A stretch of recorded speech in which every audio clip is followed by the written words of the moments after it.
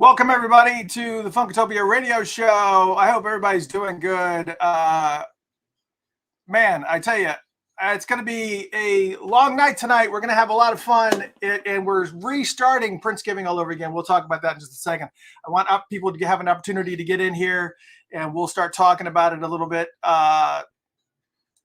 We're going to talk a little bit about it, but I want to make sure that everybody is here, and we'll definitely get going on this. I am so glad that everybody's here, and we are actually we got a lot of stuff going on here. We got a lot of stuff going on today. This is obviously the pre-show. We start the show at 8 p.m. Eastern Standard Time, but I wanted to make sure that everybody was there. Jeff is going to be joining us here very, very shortly, and we have very, very special guests tonight, and I hope that you guys are ready because it's absolutely fantastic. Got Patti Henley and family, and also Brenda Lee Eager, better known as the Soul Sisters, are going to be joining us, and it is going to be fantastic. There's so much musical history and so much history in general that you do not want to be anywhere else. We're going to have so much fun this evening. Hello, everybody. How are you? Crystal, hello. Donna, hello. Cammie, hello. Laura, hello. Jeff is in the house. What's going on, Mr. Jeff? Hey, how's everybody doing? What's up? They're all doing great, man. Yeah, I have the iPad here, but I don't have the sound effects up because you had it last time, so I figured you wouldn't be doing all that stuff. And I already see the Henleys are already in the waiting room here. Gosh, I hate to leave them sitting for so long. Awesome! Oh wow, they get to hang out with us a little bit. It's okay. We got to make sure we don't have too much going on. We have obviously we still got some funk going on in the background.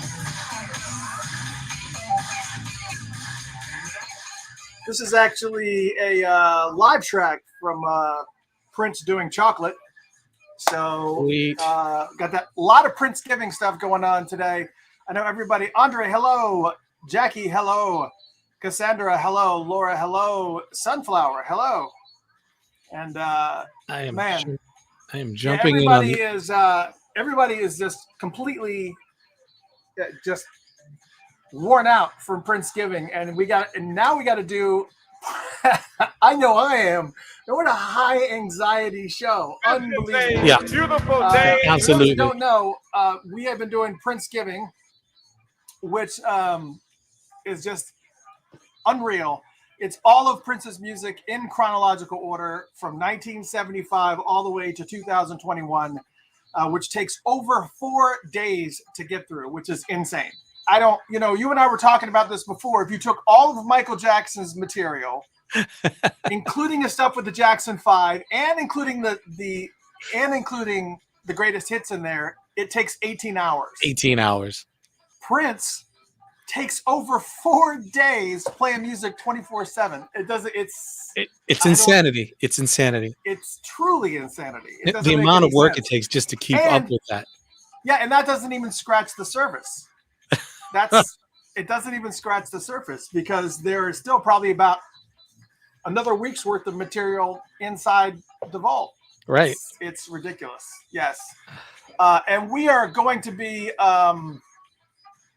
starting. We just got done doing it. We started Friday at noon and it ended this afternoon. And we're going to be starting it all over again tonight at 11 p.m. Eastern Standard Time. We're going to be starting it all over again. But again, as I mentioned, we've got some amazing people in the house. And once the whole crew is here, I know the Henleys are already here and waiting. And we start the show at 8, so we want to make sure that everybody is here before we start. I don't want to waste their time, their valuable time. And Exactly. We're going to wait for Brenda to come on as well. It's going to be unbelievable. Andre asked, are you doing the NPG Music Club files? Yes, we will be doing, at the end of this one, we will be doing the NPG Music Club files, all 10 episodes as they were released after this one is over. So, and I think it ends, I don't remember. It ends somewhere late. I think it ends at like 2 o'clock in the morning on Sunday morning, which is crazy. It's crazy to think that we're going to start this tonight at 11 and it's not going to end until Sunday. And no commercials, None. which is None. even crazier. Don't you I just mean, you wish would think we like had that some kind radio of stations would catalog? brag, "Oh, we've been playing that." It's not. It's literally nonstop music, and it's just And it doesn't even make it. It doesn't even make any sense. If only you could have that large of a catalog, man, it would just be a wrap. Oh yeah, I mean, yeah, I mean, and most of it there is all keepers. It's all great stuff. So that's incredible.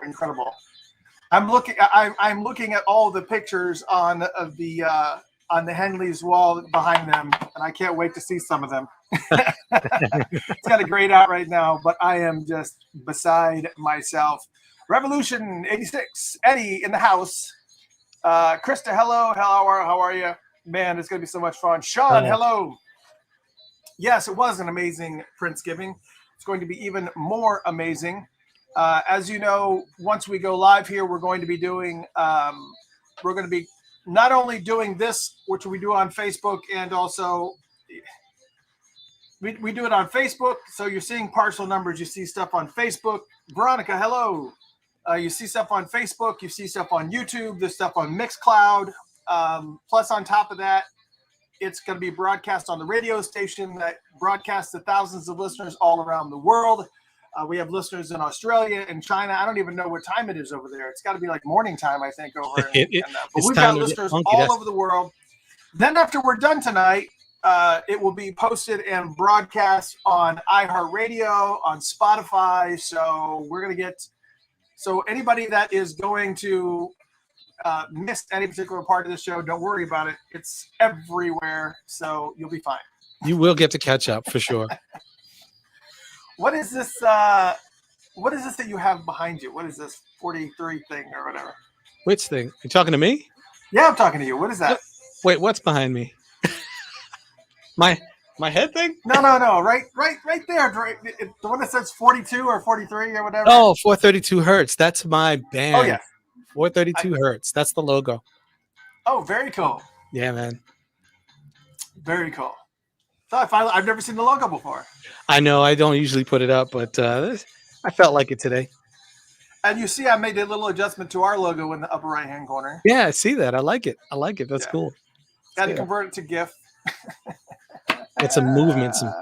Who are these guys? Oh, that's Funkatopia Live. Wait. Amy says she's relaxing on her couch with Jerome Benton cuddled up with her. That's nice. Congrats. Well, say hello to Jerome for us. Yeah, right?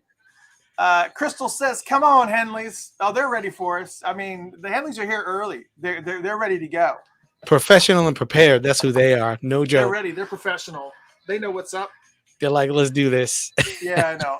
And I'd love to bring them in, but I don't. Again, I want to, yeah, Lotus says, digging the flashy Funkatopia logo. Yes, Lotus says 432 logo. Looks sharp too, Jeff. And Lotus says, digging the. There you go. I appreciate that. I appreciate it. I'm finally caught up now. I'm seeing everybody. I couldn't respond to anybody. I couldn't see all the chats. I'm trying to get myself prepared. I can see now. All right, great.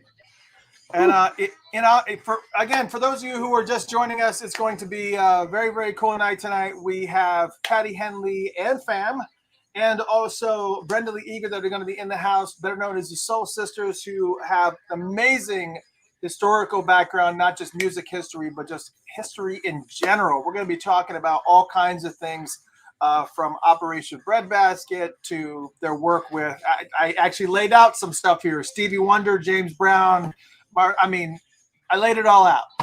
We're going to definitely be talking to Brenda about the work with Prince, and interested in how that came about. Yeah, absolutely, and also the timing of this, because this is Thanksgiving, Princegiving. It's every giving we can get, but it's all about family. So not only do we have Brenda Lee Eager and Patti Henley, but we've got the family. So we've got family members who are all a part of all this movement and all the things that they've done, and all their history with these great artists that we're going to talk about. And so the family's here. We're going to get to meet everybody and find out all the relationships and see how vast these guys are and how deep the Henleys go. It's going to be a fun family night. Yeah, it absolutely positively is is an honor to have him on board tonight, and all of them. So I'm very much looking forward to it. And man, oh man, what an incredible evening of just taken aback, a little bit overwhelmed by how awesome this show will be tonight. And again, as we mentioned, after we're done tonight, we got some. We're kind of in a little bit of a debate mode about the Funked Up app and some of the stuff that's going on, and we're going to be talking about Princegiving, because Princegiving will start again from the very, very beginning at 11 p.m. Eastern Standard Time. We know that a huge portion of Skyla, how are we? Know the huge portion of you guys are major Prince fans, obviously, as reflected. So are we, and we are going to be playing all of Prince's music, all of it, in chronological order, which is insane. Matter of fact, we have over about 3 hours. I was kind of trying to time it out. We had about 3 hours worth of material before we even get to his first album, For You. We have the 94 East sessions. We have an hour's worth of lost 94 East sessions. Plus, we have all of these random things that he would record on little cassette tapes and stuff. It's amazing. We got so much stuff. So we got 3.5 minutes, and then we're going to go live. I'm going to bring the Henleys in here in just a second, and it's going to be incredible. And I'm so looking forward to all this here. Brace yourselves. I would say, get your questions ready. All of that. Yeah. I feel bad. I want to bring the Henleys in, but I don't want them to have to sit through our little news thing and all that stuff. Hey, this is family. Let them come on in. Bring them in. Let's have them come in and hang out. Come on down. Let's bring them in. There they are. Look at them. Hey. Awesome. Yeah, man. It's such an honor to have you guys on board. We got 2 minutes and 50 seconds, and then we're gonna break in. But we wanted everybody to be able to witness you. Actually, we're gonna switch this over. And we're gonna make you the stars of the show. We're gonna make us small. Oh, it's great to see you guys. I haven't seen you in a little bit, right? Yeah. You guys, amazing. I'm glad to have you on the show. Glad you guys were willing to come out and bless us with your presence, because this is going to be a fun day, a fun night, a fun evening, and we're going to pick your brains. Uh-oh. Oh, yeah. That's correct. We're the Atlanta crew here. Now That's right. You haven't focused in on the LA crew yet. That's right. We're the Atlanta crew too. This is the ATL side. Oh yeah, ATL not tonight, but of course Brenda's going to come in and ruin that. But that's okay. Yeah. So once, hope you guys don't mind us bringing you in a little early. It's just you're waiting, you're here, and it's only 2 minutes. Let's just do it. Yeah, so, 1 minute and 48 seconds technically. We'll be all right. There we go, and counting. So, and now what I'll do is I'll actually make the news section a little bit shorter than we actually have it. We'll talk about the Rainbow Children stuff after we're done. So we're not going to go into any of that. Yeah, we can shrink them out and put them in the corner for now while we chit chat and waste our time. No, I'm not going to do that to them. I want to break into it, and I hope that if Brenda has any issue getting on, you need to let Jeff. Does she has your cell phone number? Is everything all right? Yeah, she's okay, right? Everything's good on their side. Oh, I thought they were supposed to be with Patti and them. Yes, Patti. Everybody's good on that side. Yeah, I guess they're supposed to be. Yeah, they're all over there. They should be. Awesome. We don't see them in the waiting room area yet. Maybe they're waiting. So for those of you just tuning in, we are at the pre-show here. Our show starts in 50 seconds. So we're going to be getting into it. This is not. We really are prepared to interview these fantastic guests. So we want to make sure that they are prepared. But Henley's arrived early, so we went ahead and brought them in so that you guys could look at their pretty faces instead of us. And then we're going to go ahead and get into it here. We got 28 seconds and this is over, and we're going to break into it. So I got to switch audio here real quick. Give me just a minute. On. Oh, we're already on the camera.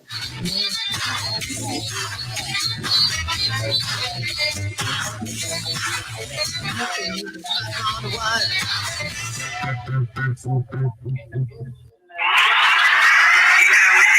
see the word they're wedding? Can you smell the phone? Can you see the phone? Can you walk around the phone trying to get rid of the phone?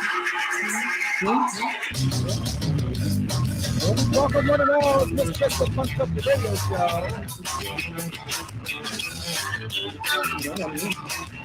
Hope everybody's doing good tonight. Hope I can hear myself.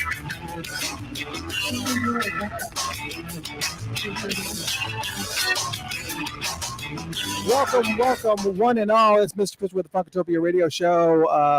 Am I getting a little bit? Is everything sound okay, Jeff? Do I sound a little bit?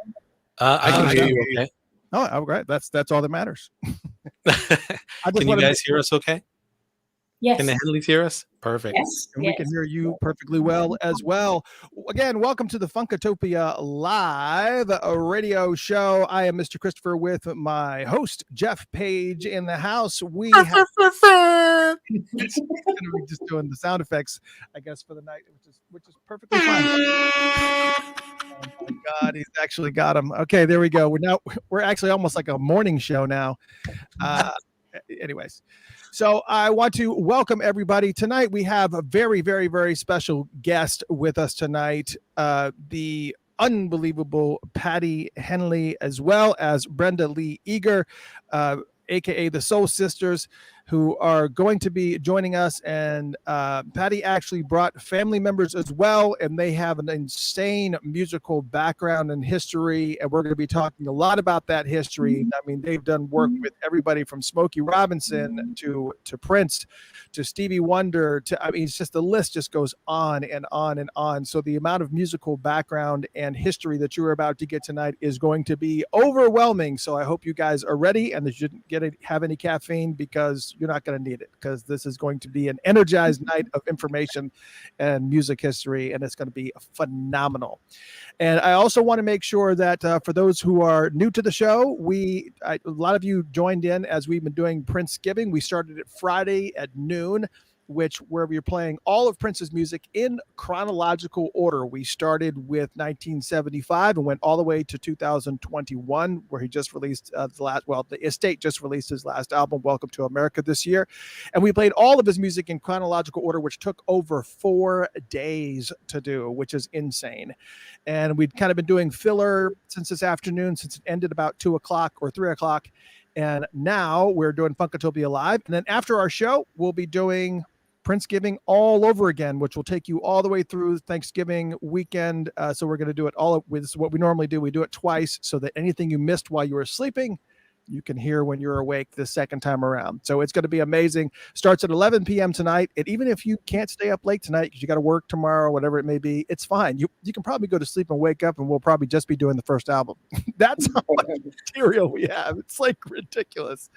But it's going to be a lot of fun. That starts at 11 p.m. as soon as this show is over. And that's going to be fantastic. But we want to get to this interview because we got some amazing, amazing guests in the house. We're still waiting for Brenda will be here in just a moment. But we got the Henleys on board, and it's going to be fantastic. And then after the show, we're going to talk a little bit about the second wave of Princegiving before we start it. We have some special announcements about the Funked Up app after our interview with our special guest tonight. And we'll also talk briefly a little bit about the 20th anniversary of Prince's album, The Rainbow Children, which is one of my all-time favorite albums by him. And mine too. And not unfortunately, but I guess it is kind of unfortunate that the anniversary happened right in the middle of Princegiving, so there was no way that I could stop it and talk about it. But I do want to talk about it because it's a great album and it's got a lot of musical importance, and it's just incredible. But as I mentioned, tonight we have a very, very, very special guest in-house. We're still waiting on Brenda to come on board here, but we've got Patti Henley and family, and it is just incredible. It's Brenda. Actually, what we have is we have Ron Henley, we have Kat Sutherland, and we have Chris Sutherland.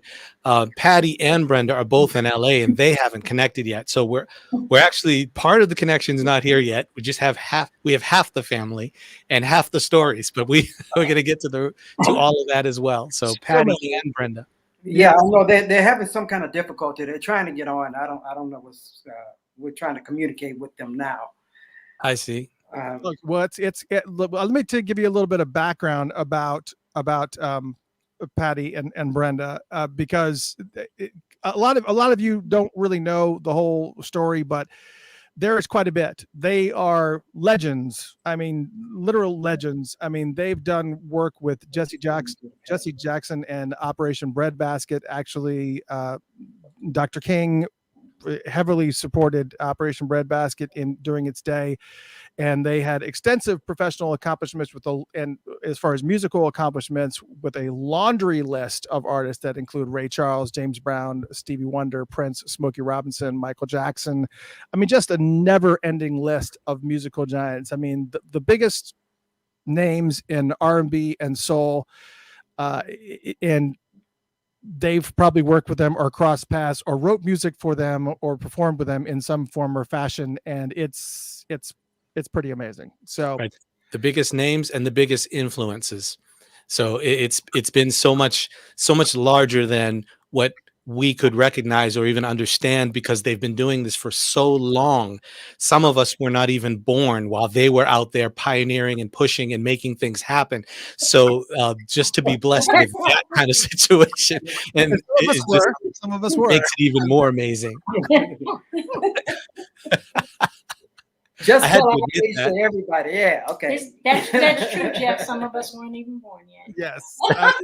During Operation Breadbasket, I was in '69. I was 1. Jeff was also 1. Oh yeah, yeah. Well, we were one with everyone, you know. So. All right, guess what? They're here. Let's go ahead and bring them in. There they are. Oh, there they are. Yay! We're gonna have to give them a little. There they are. Look at all. We need a little more light on you, Rob. Yeah. Let's see. Make sure we can hear them. Okay. Yeah, I don't think I think you guys are muted. You guys are muted a little bit. We got some of the. Let's see if we can get some audio on them real quick. Oh, we can see us. So while they're working on the audio, like I said, the history that these guys have as far as this industry and the things that they've done have actually affected and influenced what music is and how music is today. So that's really one of the biggest reasons that they need to be here and that this needs to be shared, because obviously this is an extremely Prince heavy station and there's so much love. However, Prince, there we are. Can you hear us now? Yeah, we can hear you now. Okay, good. So I just want to make one comment right quick.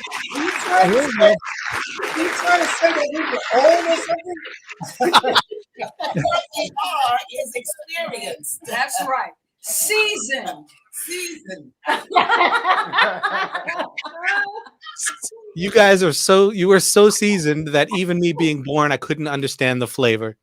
Well, you know what? That's why we're here to help you out. That's why we're There you go. Good luck. We need more light. Yeah, Patti, I was expecting you to come in from the background because they're labeled as the Henleys, so I was expecting you to come into the frame any second, and they just said you weren't even there. Okay, that's okay. But I'm glad that everybody's here. Unbelievable. As I mentioned, we've got they've got light in too. Oh, this is going to be amazing. We're coming back. That's perfectly fine. That's perfectly fine. Absolutely. So as I had mentioned, we've got Patti Henley and we've also got Brenda Lee Eager in the house, who are, as I mentioned, musical legends, and they just continue to reach out in schools and meet with kids and make sure that that it's and the message of just equality and just continuing on with the mission that started with Operation Breadbasket and continued on is just it's just phenomenal, everything that they do. So, what I'll do while they're sitting up a little bit is that I kind of want to talk. I kind of want to talk a little bit about the other back. Look, and they're lit and everything. That's great. Lit. They're lit. They're lit and everything. So, and as I mentioned, I'm going to go ahead and share I'm going to share a little bit of a video here because I wanted to for people to kind of see some of the background and everything that I actually wanted to make sure that we kind of turn this down a little bit. I didn't want to do any audio necessarily on this, but I mean, you can, there was a little bit of background here, but I want to talk a little bit about Operation Breadbasket. I want to make sure that we use the time here with all of you wisely. But I want to discuss, how you got involved with Jesse Jackson and Operation Breadbasket. But obviously, before we share that story, I kind of want to kind of explain to people what Operation Breadbasket was, which was an organization that was founded by the Southern Christian Leadership Conference in 1962. It was operated by Reverend Fred C. Bennett of Atlanta, right here in Atlanta, and it was dedicated to improving the economic conditions of Black communities. Now, Reverend Jesse Jackson stepped in around 1964 and began realizing the impact that this organization had on Black communities. And while he was involved with the SCLC movement in Selma, and then he left South Carolina, went up to Chicago to study at the Chicago Theological Seminary, and he established a base in Chicago for Operation Breadbasket and was made the head of that chapter. And while he was there, he organized boycotts of some white businesses to pressure them to hire Blacks and also purchase goods and services from Black contractors. And there were some insanely disturbing conditions there where some of the grocery stores there that were white owned, that were selling old and bad infested meat into the Black communities that they served and making their kids sick. And finally, everybody just stood up and just said enough. And they boycotted those stores and shone a light on the conditions of those establishments. Now, Dr. Martin Luther King called the Chicago chapter effort of Operation Breadbasket the most spectacularly successful program. And it was the fundamental premise of Breadbasket is a simple one, that Blacks need not patronize a business which denies them jobs or advancement or plain courtesy. And he said, many retail businesses and consumer goods industries deplete the ghetto by selling to Negroes without returning to the community any of the profits through fair hiring practices. That's a quote from Dr. King. But it wasn't just the grocery stores. It was all businesses like gas stations and restaurants that wouldn't let African-Americans use the restrooms, and other businesses that just participated in these types of reprehensible practices. And it happened regularly. And now we kind of fast forward and Jesse Jackson kind of broke away from SCLC to create the Rainbow Push Coalition, which is an acronym for People United to Save Humanity, which pretty much had the same purpose as Operation Breadbasket. But while he was supporting the Operation Breadbasket effort, our very special guest here, Patti Henley and Brenda Lee Eager, were handpicked by Jesse Jackson to become the Piperettes of Freedom, which was a singing group that became what they referred to as the voice of MLK's Operation Breadbasket movement. And they was all put together and designed to help bring jobs and racial equality to Black communities, not only in Chicago, but all across America, just everywhere across America. So, Brenda, Patti, is that pretty much fairly accurate? Yeah, you've done your homework. Yeah, you did. You hit it right on the nail. Yes. I believe you quoted some of those print things there. Yeah.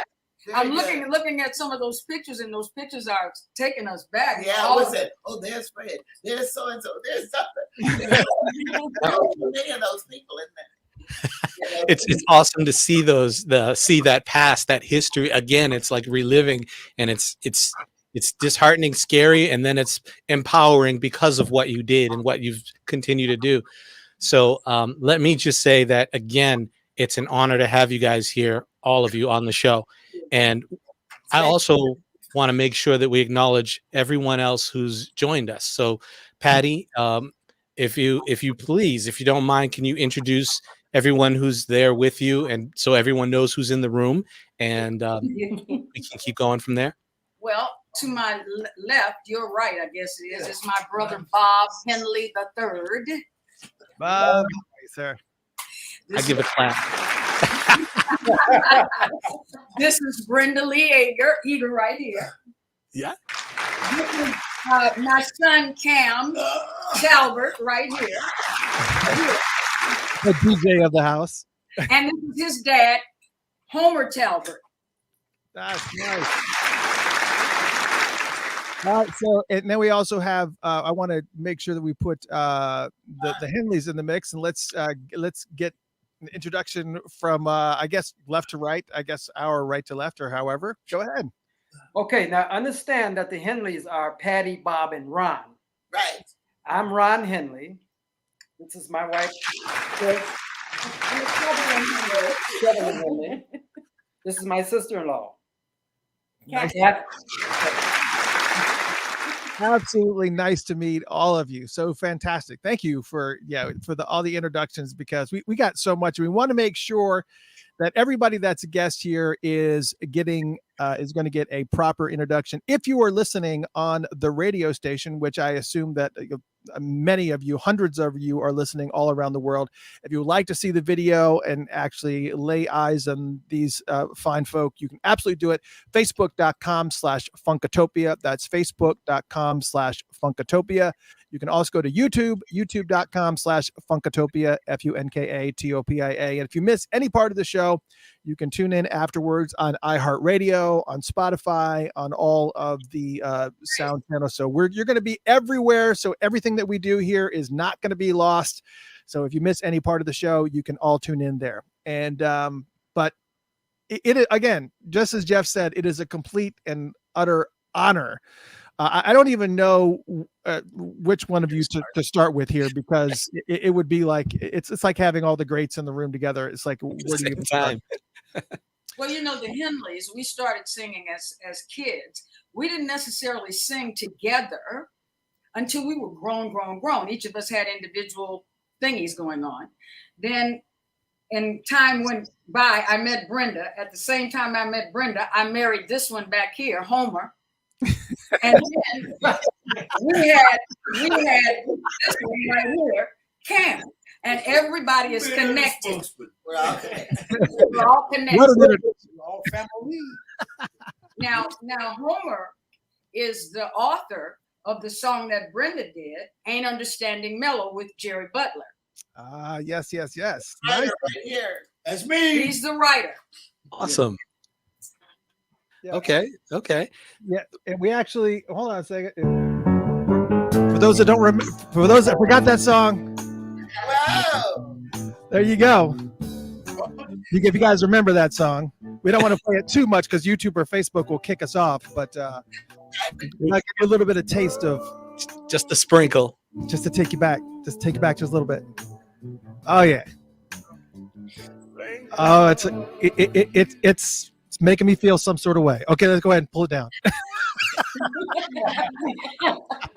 Now you started off and you said that the Henleys, you guys were already singing as kids, and then of course when your kids singing, things happen and people start doing different things.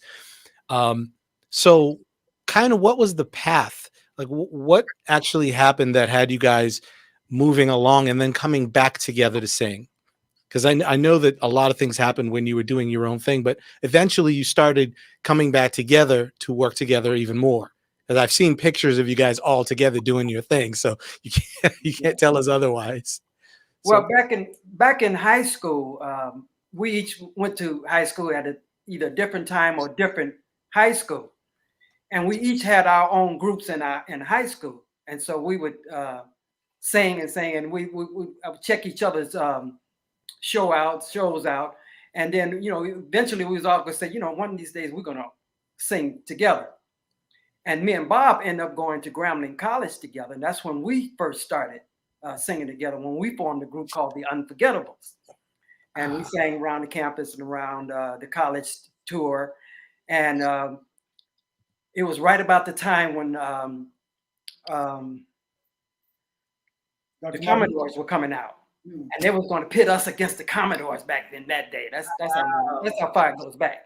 But it never happened. But we was the two top groups down in the South. Wow. And so we evolved from that and eventually came out to California and we started our own group. Wow. I came to California first. Then Rob followed. Then Ron followed. And that's when we started singing together. And as we started singing together in California, we started off singing R&B. And we had a pretty good time doing that. We did a few shows here and there. And it eventually evolved into back into the gospel scene again as we entered a church called Understanding Principles for Better Living, which was headed by the Reverend Dr. Della Reese-Lett. And you know what Della Reese I'm talking about, right, guys? Oh, yeah. that was our pastor and our mentor, and we started singing together then at the church. But even our first show that we did together, because Patti was already singing with Smokey Robinson, he came to our show. And then he heard the three of us sing. And me and Bob got hired right away. So the three of us sang behind Smokey Robinson. Yes. Wow. That's and how did your career start with not your career, but Patti, your career with Smokey?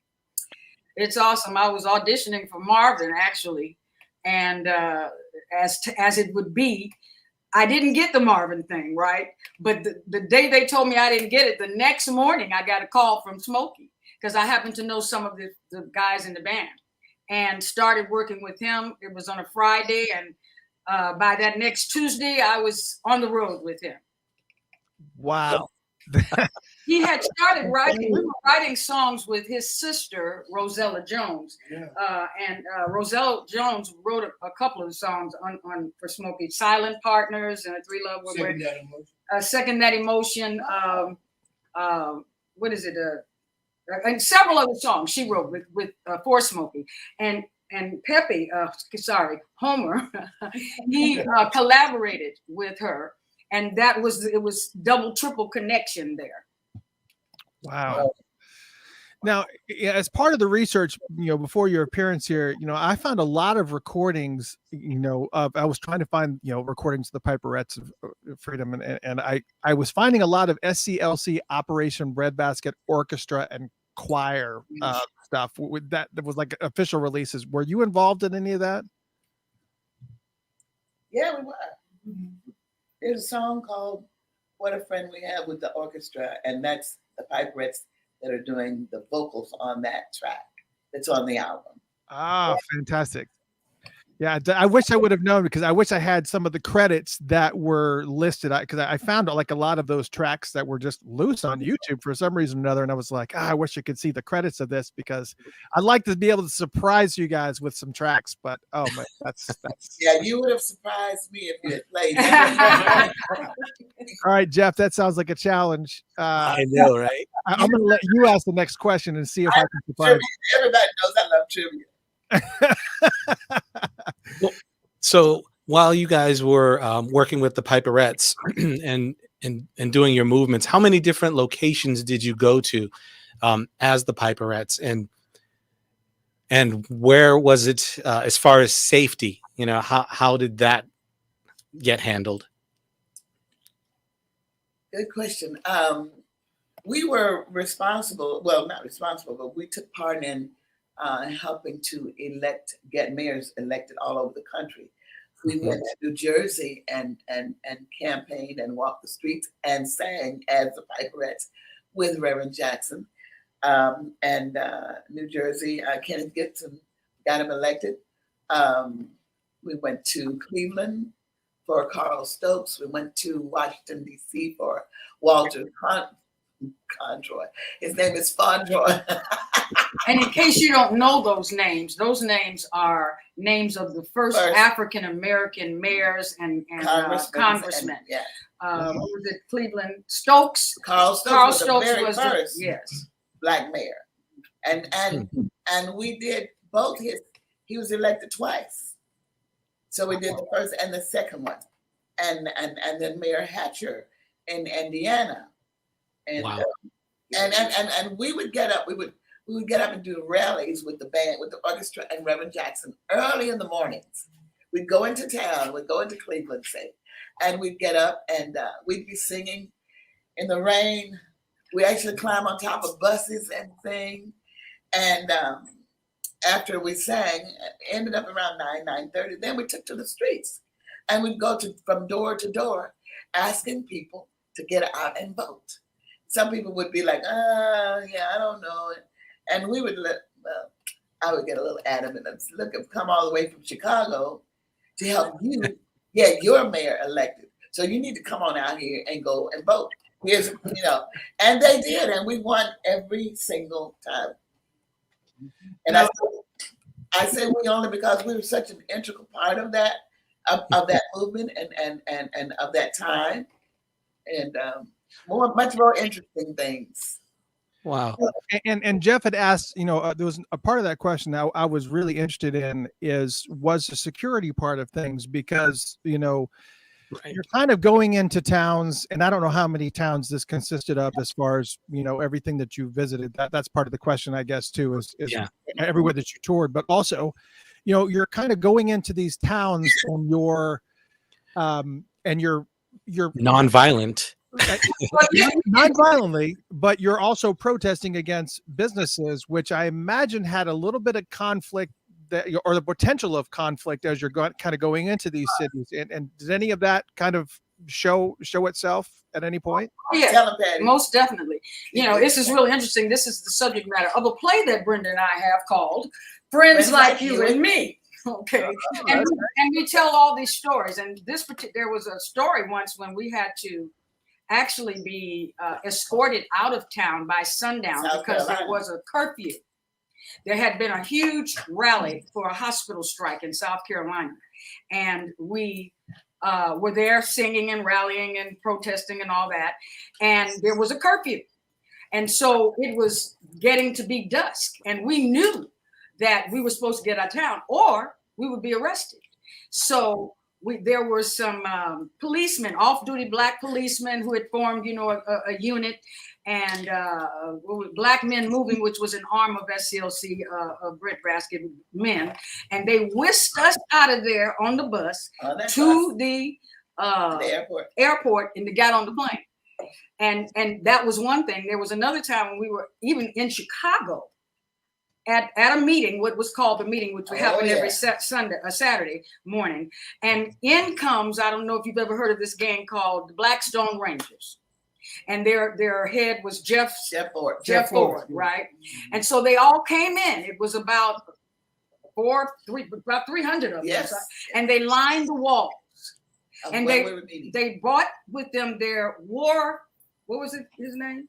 Their war counselor or whatever they call. He had a great big old headdress on and all this. And, we're sitting up there with Reverend Jackson, and at any moment, anything could have went crazy. We never thought about any of that. We were too young and naive. We didn't think about it. We just wanted to make a difference. And down through the years, that's what we wanted to do. They were a dangerous gang back then. Yes. And one of the two of the largest gangs in Chicago. Wow. But then we had the Friends on the other side. We had the Black Panthers, and Fred Hampton and Mark Clark would come to the meetings with us.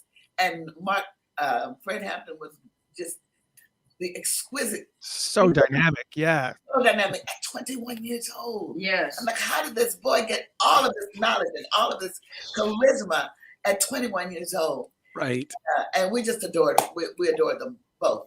Hey, look at all the men like that. Fred Hampton. He died very, very young. Same thing with Malcolm X. It's just like when that type of knowledge of somebody who's committed to to a cause is just so passionate about their vision of how things should be.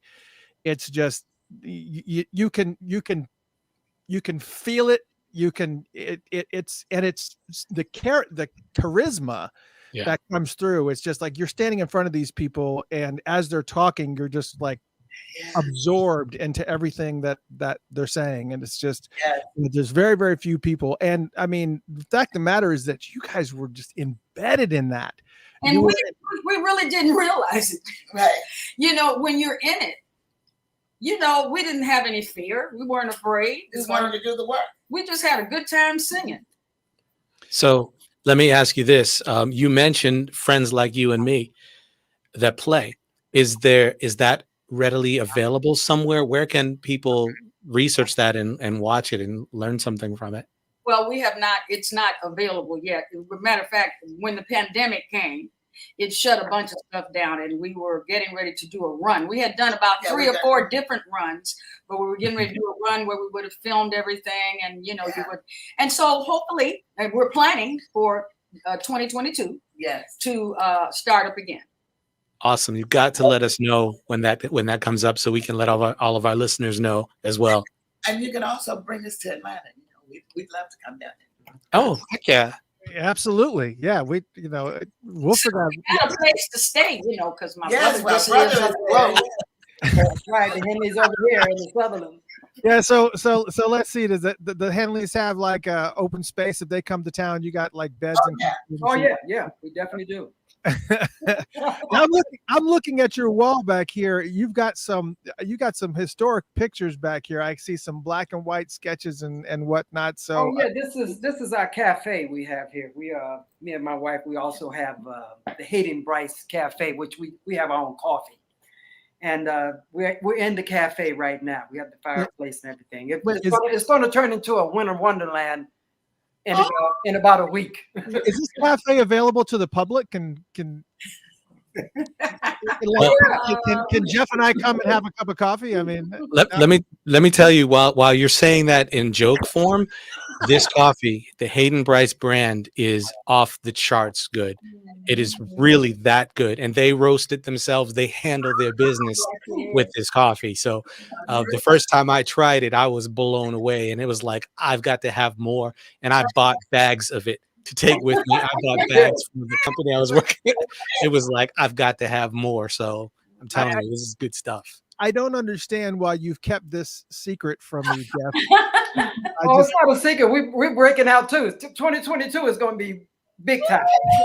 Just to let you know, Jeff is part of the Henley connection as well. I don't know if he's told you anything, but Ron and I own the Ron Irvin Entertainment Group, and we hold PS, which is Private Society, where we bring in new artists and artists who are releasing and trying out new singles. And Jeff is our little brother. he comes over and helps out with everything. With lighting, everything. He's just part of the furniture, actually. And it all happens right here. So that's right. Jeff, you got to bring some coffee over. I feel like left out now. This is insane. We'll send it to you. I get you. I can come get it. That's fine.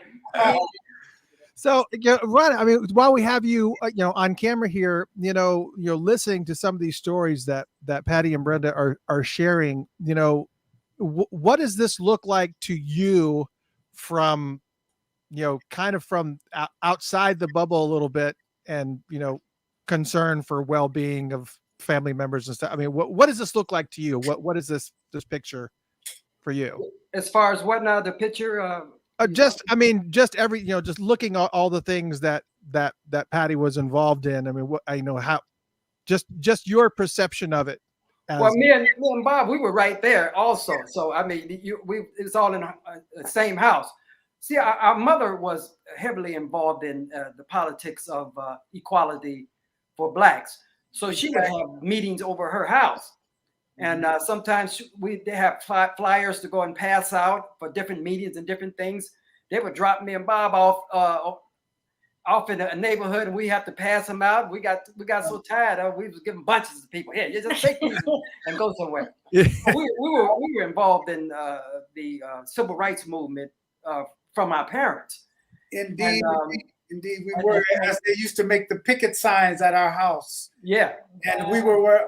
I remember going past the gauntlet line trying to get into a segregated school and all of that. So we were involved in the movement, just as our older sisters were also.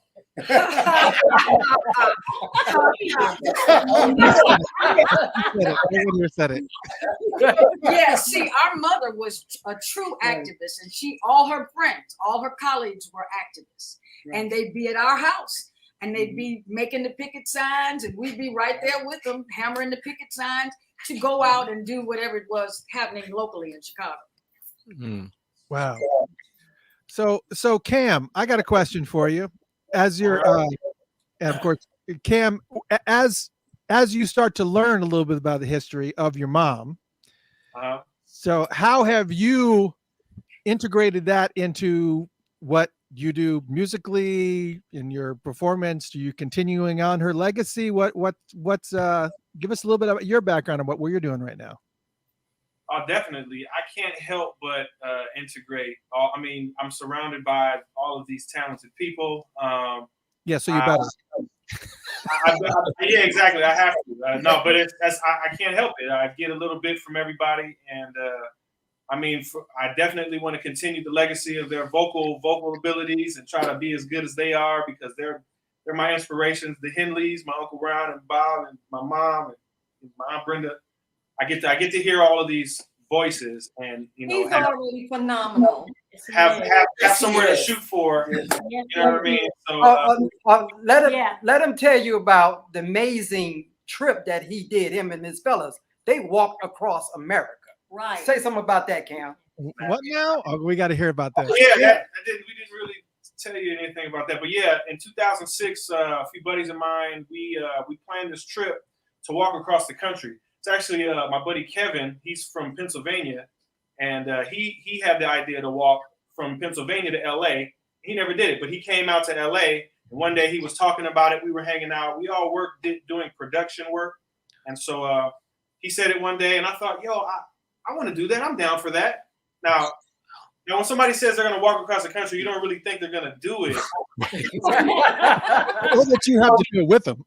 So when I said, yeah, I want to do it, like the idea of it was like, yeah, I want to do it. But yeah, it sounded real good. I didn't think it was going to, but Kevin was dead serious. And so every day I would go hang out. He would have more and more information of, well, I mapped it out from here to here. I mapped it out half the way. I mapped out the whole trip day by day. And it just started looking more and more real.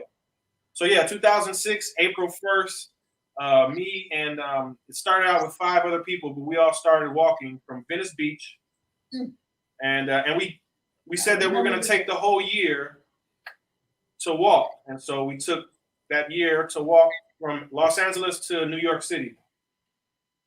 Now we filmed it all. We had it all on YouTube. There's tons of videos on there, and me and my buddy Kevin are actually recapping the entire thing. Right now, every Thursday, we release an episode that's basically going along the trail. We started April 1st this year, recapping the whole episode, recapping the whole trip. And so we're basically where we were on the trip at this time in real time kind of thing. You know. And so, what's the website? Oh, if you go to theillumination.tv on YouTube, it's tons of videos. It's theillumination.tv. The United Souls. We were called the United Souls of Awareness. Oh, I love that. Okay. And we were spreading awareness. Yeah, we were spreading awareness across the country. So, we were all artists and musicians, and we wanted to basically take our art and all of our music and all of that stuff and just move across the country. We kind of started to see at that time where technology was going. We realized that, you can pick up and go. You don't need to come to Hollywood just to become a star. You could go anywhere. You could do it from anywhere. You can do it from YouTube. And at that time, YouTube was just kind of budding, and we were utilizing it. We were utilizing YouTube to post our videos. And Yeah, it's pretty cool. Like, you know, we're at, I think we're in Iowa right now. So it's a pretty interesting, you know, series to watch. And, you know, you can follow along as the rest of the year goes, but we're going to get all the way to New York by April of next year. You'll watch it all right there. Awesome. That, of course, leads to another question that I have as far as taking a walk across America with states, the hidden racism Yeah. that exists. Taking this walk, what did you come across? Because we already know what your family, your parents went through, and now you're doing something at a whole different era. Yeah. And I know you're facing it or had to face it. So what kind of scenarios was that like? You know what, man? It's interesting that you asked that, because I definitely thought that, you know, before we left, like once we get to certain parts of the country, what it was going to be like. But you know, our whole energy and our whole message was we wanted to spread positivity. So we would kind of attract that. You know, we had maybe one or two incidents that had nothing to do with what you would think, like the typical thing. It was just a regular, you know, like, oh, this wasn't a great situation. But it was never, I really was wondering about that. And if it was it was so subtle that it just didn't enter our space. Like, we're a very, very mixed group, you know, we're, you know, different group cultures and stuff like that. So I don't know what we might have looked like walking, but when people were driving on the road and they saw 4 guys walking on the side of the road, and they're just like, what's this going on here? Right. You know, yeah. So in the car. yeah, we didn't hit a lot of the things that I would think. Like, South Dakota was probably one of the coolest places I'd never been to there, and I just thought, I don't know what to expect when we get there, but one of the coolest places. Every place we went to that people said, oh, you're going to get something here, it was the complete opposite. So now this was also 15 years ago. Okay, this was 2006. So the climate was a little different, but you know. And you had to know that I had the prayer warriors on the line. Oh, heck yeah. I bet you did. There's something to be said about having a specific type of energy, you know, vibration coming out of your body. And when you move, people cannot help but to move with you or away from you.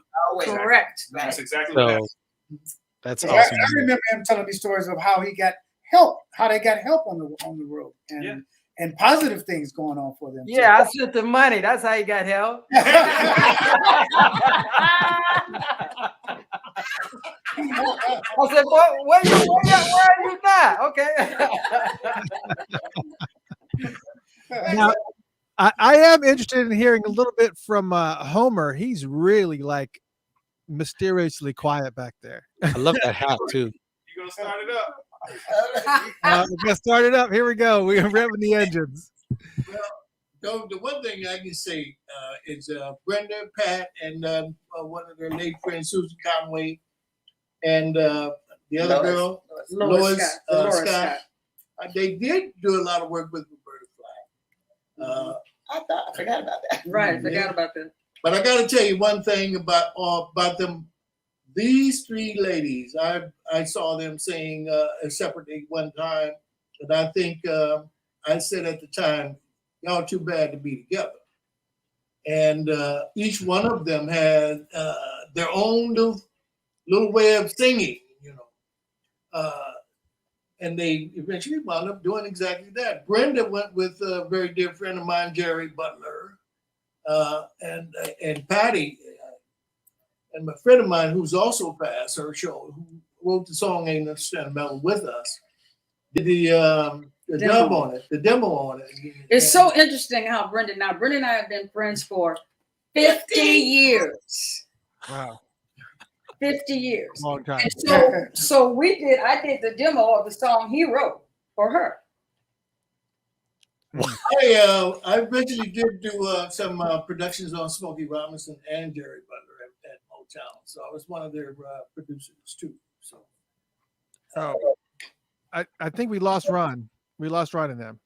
I think they dropped off. I think we did. They'll be back. They'll be back. To get some coffee. And make sure you get some coffee, folks. Yes, the brew in a pot, for sure.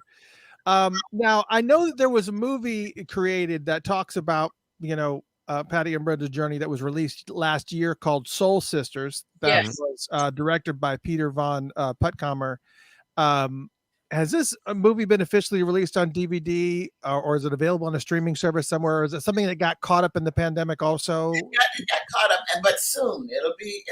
We're just about done, and it'll be done. Peter von Puttkamer, he's probably watching right now. Yes, he's a Canadian documentarian, an award-winning Canadian documentarian, and he's worked with National Geographic and many of the different companies. And he just took a liking to us. Yeah. And he got it. He heard our story. Yeah, he understood it. And he started to film us everywhere we went. So we're still pushing it. We're still developing it, and we're looking for a network, a company. You said he took a liking to you guys, as if that's some amazing thing. Like, who wouldn't take a liking to you? I think we're making fans as this broadcast is going. I'm just like watching all the comments. Some people are ready to order their coffee from the. Right. All these hearts and loves, and where can we get coffee? Yes, all this stuff. And Jill Don Francisco says, hearing how the cobblestones were put down from way back is amazing. Yes, these are the stories in history that is so important. Yes, so we're seeing all these fantastic comments from all these people. Of course, Crystal says Patti is a whole vibe. That's Ron's daughter. That's Ron's daughter. So, yeah, I mean, now what I find interesting about this is, now, first off, Patti, I know that you're a playwright in your own regard. Did you have any hand in sculpting the script for this documentary at all that Peter's doing? Well, both of us did. We're both we're co-producers with him, and the storyline that he's using is actually our lives. Right. It's just what we went through together. And so we've given him a lot of information, and the play that we do is sort of the documentary is sort of derived from that. So ultimately, did you pitch this, or did he come to you? Like, how did that? Well, through another friend of ours, Ken Goldstein. Let me tell you how this happened. Ken called me for a session. Of course, I called Patti. I said, "Come do this session for me, with me." And I said, "Doesn't pay anything. It's because it's my friend. I just want you to do it." And she came.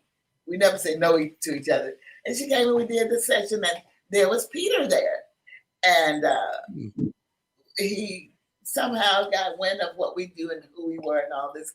And he said, "I think this would make a great documentary." And, Patti and I go, "Okay."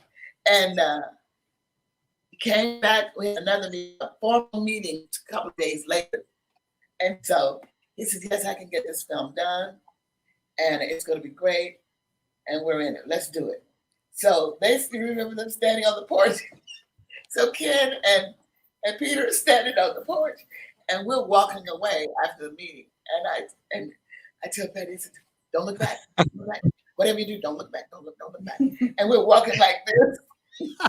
and I said, "Wait till we turn the corner. Wait until we turn the corner." And the moment we turned that corner, we fell out on the ground. We were like, "What?"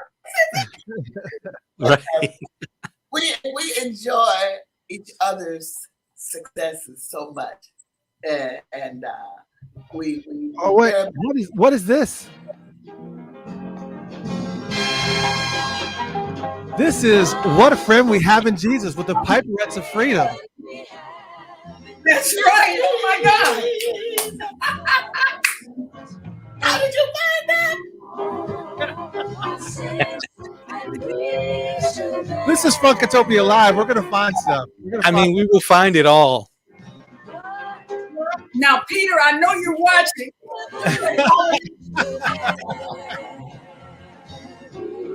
Look at that. It's right there.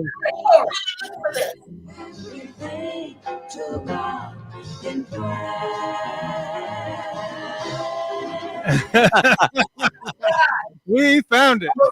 My God, I don't believe that. Every Unbelievable. single time that you saw me looking off to the left, that's what I've been trying to do the whole time. You gave me a chance. I told you it's gonna make it happen. Oh my goodness. I'll make sure that I get it to you guys. Please. Thank you. They try to get back on this. Ron and Chris trying to get back. Ron and Chris said they're trying to get back on. Oh, okay. All right. Well, we have. Yeah, I'm sure it's the connection issue because once they get back on, we'll see them down here in the waiting room. We'll bring them back in. Yeah, we'll bring them back in. Yeah, just so you know, that clip that I found was on a UK website called If Music, IF, like if I did this, ifmusic.co.uk. And I just searched for the Operation Breadbasket Orchestra, and they had clips from. It's actually an album that they have sound clips for, but it's sold out. It's all sold out. But they still have the clips online, so you can listen. So We haven't received a dime. So it doesn't matter. You know, what happens is that the people collect these, the collectors, will get these, and then they sell it amongst themselves, and it's not like but yeah, we got it. There it is. Unbelievable. Please. Unbelievable. Bet that takes you back. Oh,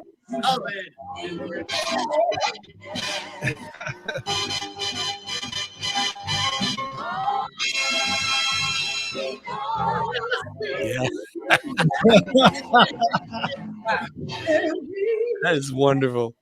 That's great. I was so glad I just found it. That just made my night. Wow, it's made you ours have too. made my year. Oh my goodness. I'll make sure that I get that over to Jeff so he can get it to you guys. We'll Yeah, figure absolutely. out how to get it. We'll We'll it make sure you get it. So you guys, again, we went through this really partial piece of the laundry list of artists and those that you've worked with. Mhm. And so I kind of have a specific question. I want to pose it to Patti first, and then we're going to kind of pose the same thing to Brenda. And I'm going to say some names. And then what I want to know is I'm looking for a recap of your experience of working with these artists. Mm-hmm. So Patti, first, you mentioned Marvin Gaye. We know that you've worked with Michael Jackson, James Brown, Tower of Power. Yes. Roberta Flack. Mm-hmm. So many. And so Now, Roberta, we can stop right there. Yeah. Roberta, Brenda and I are the Piperettes. Right. Okay. She hired us. That was our first professional Very first. gig. Wow. Wow. She took us to New York City And Washington, D.C. and Washington, D.C. And we were like the, I want to say country bumpkins. Yeah, I was going to say the same thing. We were like, New York City, just how I imagined it. It was an awesome experience, and we went to her house. This was like our first really professional. Right. Went to her house where she hired a wardrobe person that came and brought all these wardrobe clothes to her house, and she wardrobed us, and then we bought clothes, and then we toured, and we, hey. It was fabulous. It was. Roberta Flack. Right. So when you worked with James Brown, what was that experience like? Well, it was during Motown 25, Motown at the Apollo 25. And I had been there working with Smokey. And we had been there a whole week, right? Because it was a long taping and so forth. And all of the groups were there. The Temptations, the Four Tops, everybody was there. The Jackson 5, all of them were there. And so we were there and we backed up Smokey. So my singing partner, Ivory Stone, right? She and I, New York was our shopping place. Like when we get to New York, we're going to shop. So when we got done with Smokey, we like, cool, let's go back to the hotel and we're going to change our clothes and go out shopping. When we get back to the hotel, we get this phone call, and the phone call says, you all got to come right back. You got to come right back. James Brown needs some backup singers. We was like, oh my God, James Brown? Oh my goodness. So we hurried up, we got in a taxi, and we ran, got back to the Apollo, and we get there in the car, we said to ourselves, we don't know James Brown songs. So we went on there and we got there and there was backstage Mr. Brown, which is what we were told to call him. We were not to approach him or anything like that. And we sang, we went over into a little corner. He had one of the backup singers there, and she taught us all the stuff in about 10 minutes. And we put our wardrobe on and went out there and sang all the James Brown songs. And when you look at it, when I look at it now, I crack up because some of it, I know I'm not singing the right words.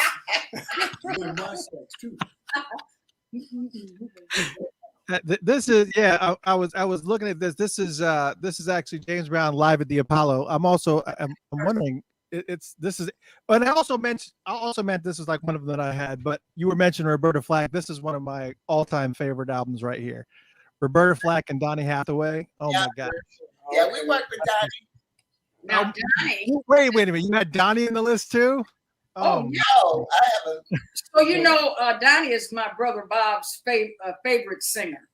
And he was a huge influence. Yeah. Oh my gosh. Huge influence on Rob's singing style. Yeah, I had a chance to meet him in Chicago, and he came to one of the shows that my band and my brother, we were in the same band, and he came to check us out, and then they gave us free tickets because they liked us so much. They gave us free tickets to come see him, and we saw him and met him, and that was a wonderful time in my life. Getting a chance to meet my mentor. I have a Donny Hathaway story I think you might like. Yes. Yes. The Piperettes were going to rehearse with Donnie, and I got to his house first. So he was sitting at the piano, eating a jar of eating honey right out of the jar. And he said, while we're waiting for the girls, he says, I've got a song I'm thinking about recording. So I want you to listen to it and tell me what do you think of it. Do you think it's a hit? And so that's okay. He puts this Farfisa. That's back in the day when they had these pianos that you strap on your shoulders and play them like a guitar. Yeah. Mm-hmm. So he strapped it on and he started. He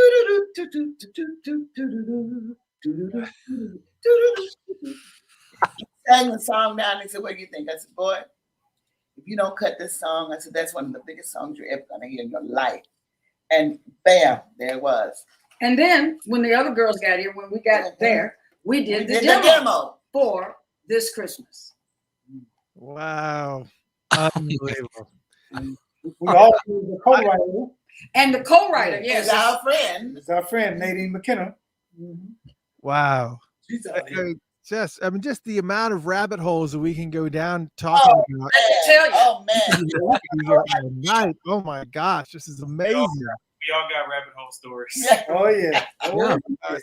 You know, and we were talking. Well, I was talking with a keyboardist and vocalist. You may or may not be familiar with. His name is Nigel Hall, and he is he's an amazing performer. And we were talking about, there was one show that he did where it was all, he did like redid Intervisions, performed it live for Stevie Wonder.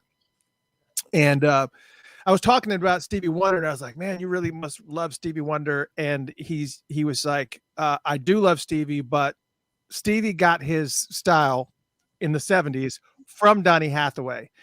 And I had never thought about it like that. I had never thought that, because Stevie did, and I went back and immediately listened to Stevie's discography, and you can, and I never realized this before, but you can tell the distinct difference of what happened to Stevie during Intervisions and Music of My Mind. And it was a really distinct change in his delivery. Once Donnie came onto the scene, it was like he really was a big influence on Stevie's style. He was inspired by like all of us. Well, yeah, you know, whatever the contemporary artists of the day, the ones that are the big ones, they're influential, and the rest of us, like Aretha Franklin was our inspiration, you know, and so Stevie would have been influenced by him for sure. Yeah. There was T-Pain inspired all the auto-tune going on these days. You know what I mean? That's right. which I At whatever level they do it at, it's definitely T-Pain. which I might add in his defense, T-Pain is an incredible singer. I was actually shocked Wow. that he hides behind auto-tune, because I guess it was like the second season of The Masked Singer. T-Pain was he was in a mask, nobody knew who he was, and he was this incredible vocalist, and he took off the mask and it was T-Pain. We're like, why are you using auto-tune when you have a voice like that? What is going on? He made So- a hit with it. So he was like, all right, I won't Yeah, turn the away from formula- this. I'm going to the stay on formula this. works. The Yeah, formula whatever works. works. Unbelievable. Yeah, but I don't want to talk about T-Pain. I mean, to continue on with Jeff's discussion, Patty, let's talk about your work with Stevie. How'd you get involved with him and some of the background on that? Well, we first met Stevie in Chicago early on when Reverend Jackson had this event that was called Black Expo. the Black Expo, right? Mm. And it was a conglomeration of Black business owners, and they would come and they would set up booths and so forth. And it was a 2 or 3 day event. And along with that, he had entertainment. And so all of Motown came one night. All Isaac Hayes came on another night. Different ones, all these different ones would come. And we backed up Stevie on those shows right there. Now, later in my life, we were just on the same touring circle with him, with Smokey. And so we would do shows together. And I think I did something in the studio once for Stevie. Yes, we did. A song that he and Smokey did together. And so I sang on that. But Stevie was always in the mix. You just would, the Motown family, you'd always see all of them every now and then. You know? Right.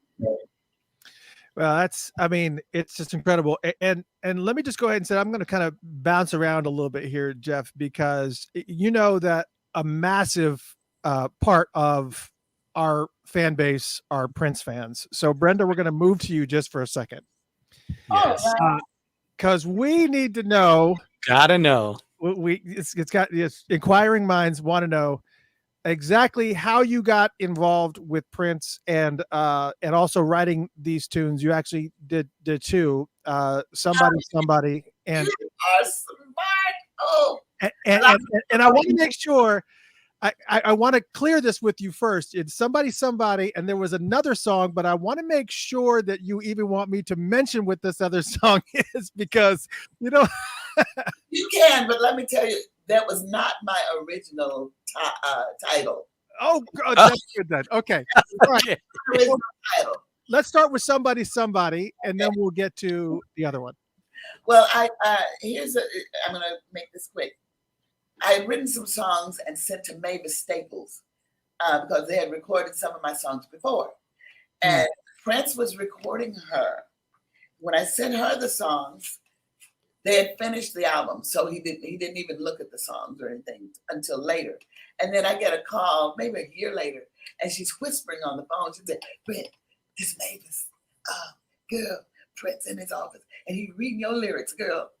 And she said, "He asked me to call you and said, do you have any more lyrics? Please send them." He said, because you're one of the best lyricists he's come across. And so I put a bunch of songs and lyrics in there and sent them to him. And next thing he did was Somebody, which I wrote in 20 minutes because it was my life at the time. Some of the greatest songs get written quick because it happens in the inspiration. You wake up in the middle of the night and you're just like, it's happening. It's like, sometimes just God just lays it on you, and the spirit hits you, and you're just like, this I've got to just dump it on paper, and that's how it happened. But hey, he asked me after he recorded the song if I approved of what he did. Wow. And you hear me? He was wondering if I approved of the final mix. Like, you could have done anything you wanted to. I would have approved.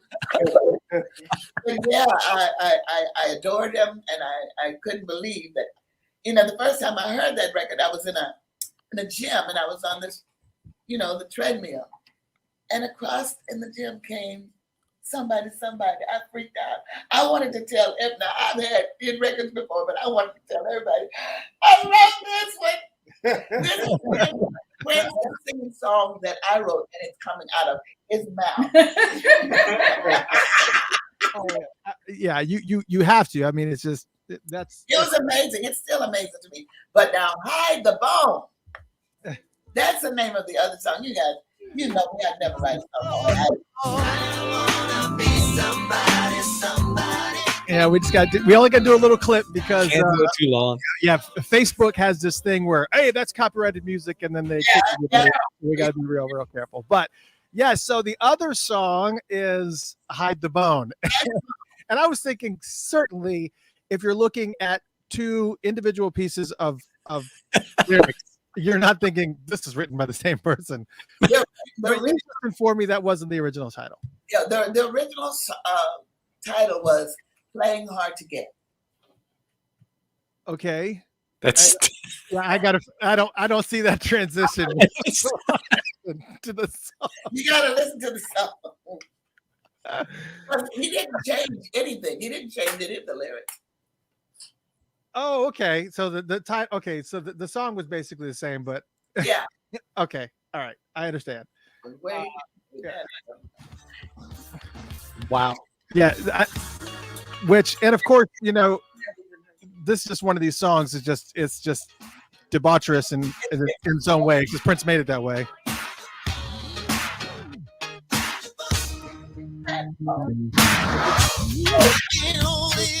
I mean, you know, Hide the Bone is a lot of people's favorite. Matter of fact, our other co-host, Rob Rhythm, who is not with us this evening, he said that's one of his all-time favorite songs. So it's just one of these songs that's just it's just got this energy to it, and it's so fantastic. Oh, look, we got the Henleys back. Henleys are back in the mix. Yeah. And they're horizontal now, which is great. There they are. Can we turn this?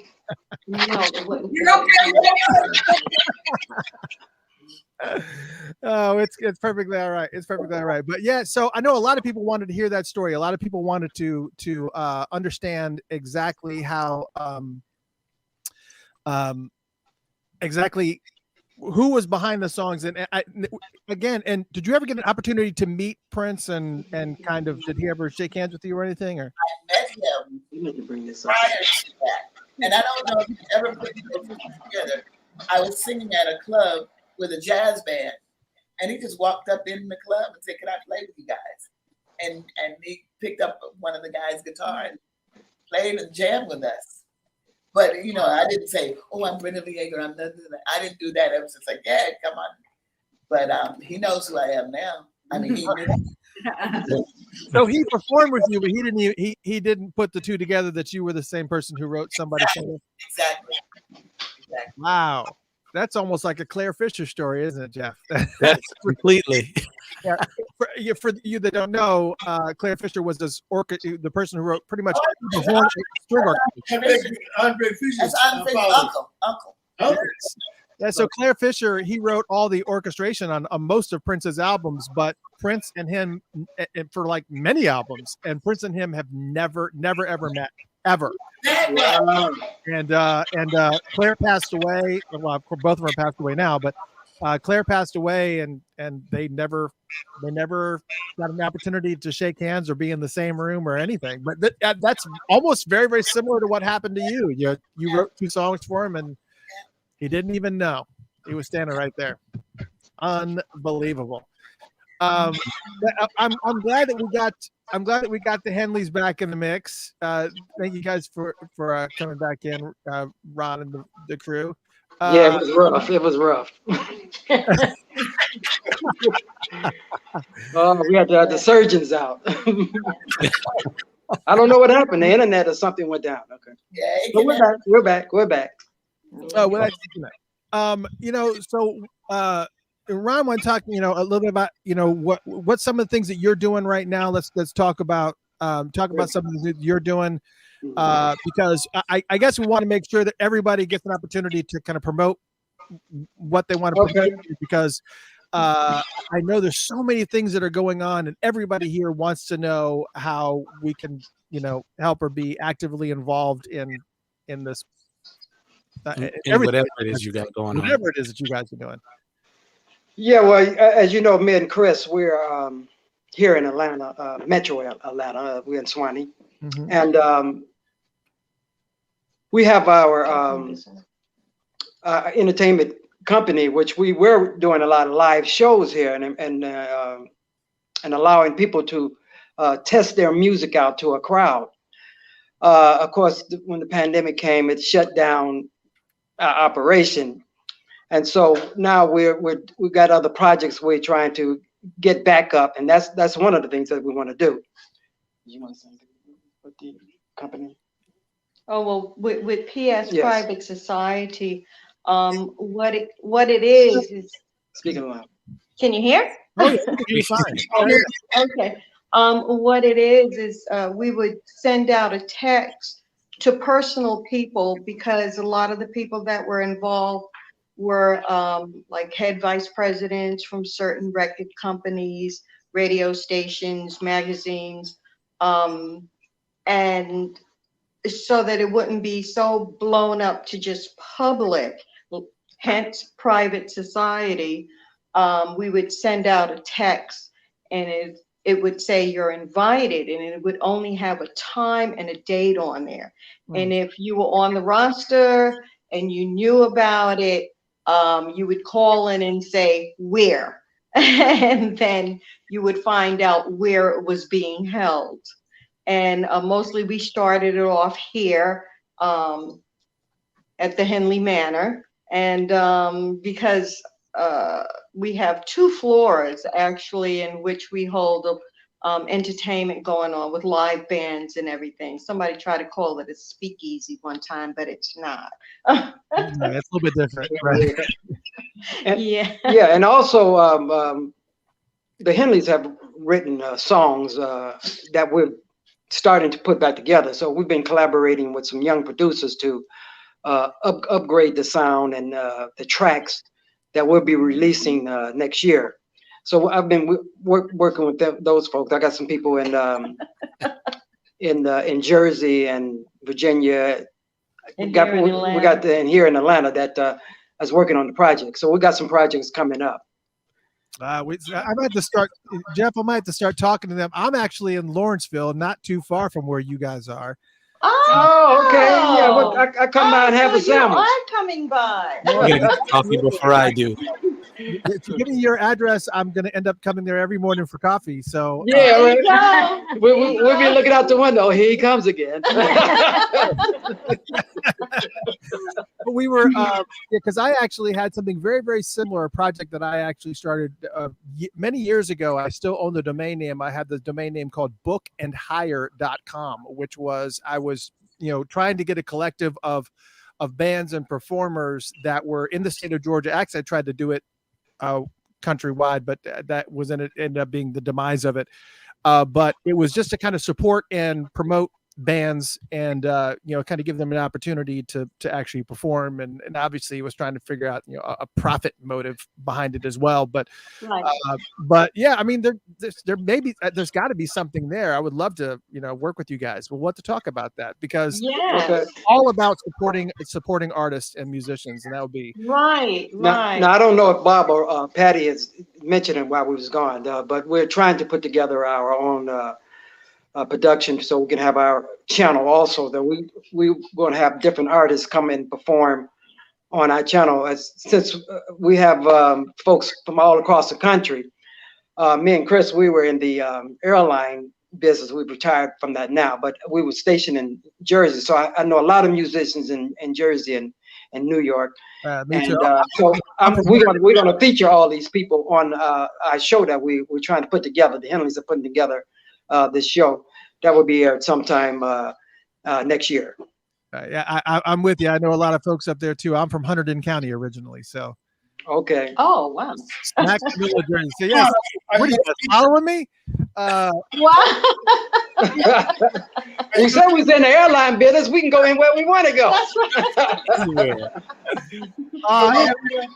And while we got this screen up, Kat, what are you up to now? What are some of the things you're doing? I know you're doing some vocal coach stuff, and you're still doing some music writing and singing and stuff. Let us know what. Oh yeah. I am. I'm presently working on a few quiet projects. Okay. So we'll see what, we always have to see what happens in the end. So you let us know when you want to be loud about it, you know where to find us. Okay, most definitely. Yes. And I'll just sling this out there. If someone happens to be looking for a vocal coach, Kat Sutherland is a killer vocal coach, and she will beat you up. So that's what you're into.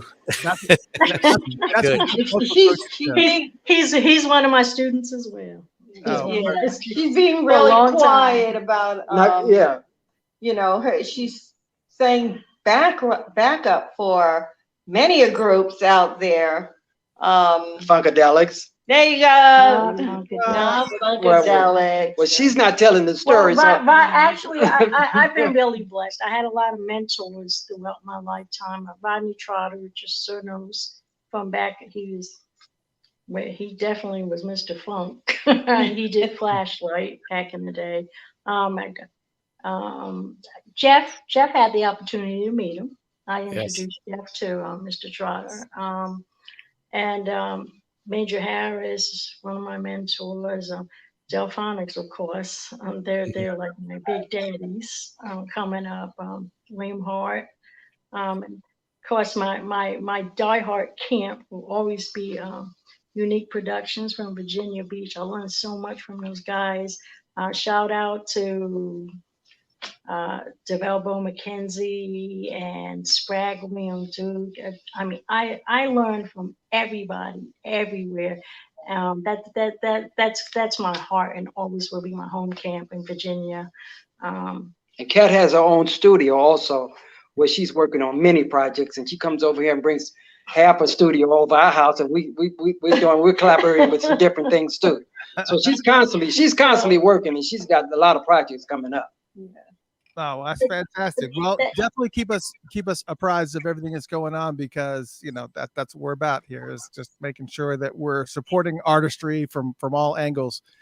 And speaking of which, to kind of get back to Patti and Brenda here, and Homer's still sitting attentive, looking all back there with his hat on and whatnot. But Patti and Brenda, I know that you guys are still actively going to schools and speaking with kids. Is there, if there are schools that want to reach out and get some inspiration, is there some place that they can go to reach out to you in order to kind of get you booked into the schools to speak to the kids? Yeah, they can just contact us directly. Yes. Pete Henley 203 at gmail.com and Brenda Lee Music. Brenda Lee Ager at Gmail. I gotta know that. There you go. Yeah, Brenda Lee Ager at Gmail. And in the Los Angeles area, they can also reach me through the Music Center. They just call and ask for the I can't remember what the category is, because I do the little Harriet Tubman schools all over, and I'm booked by the Music Center. They book us to the schools. Wow, that's just don't want to forget to mention that the Henleys have a Christmas. That was the next thing I was about to say. The very next thing. Yes. The very It's next phenomenal.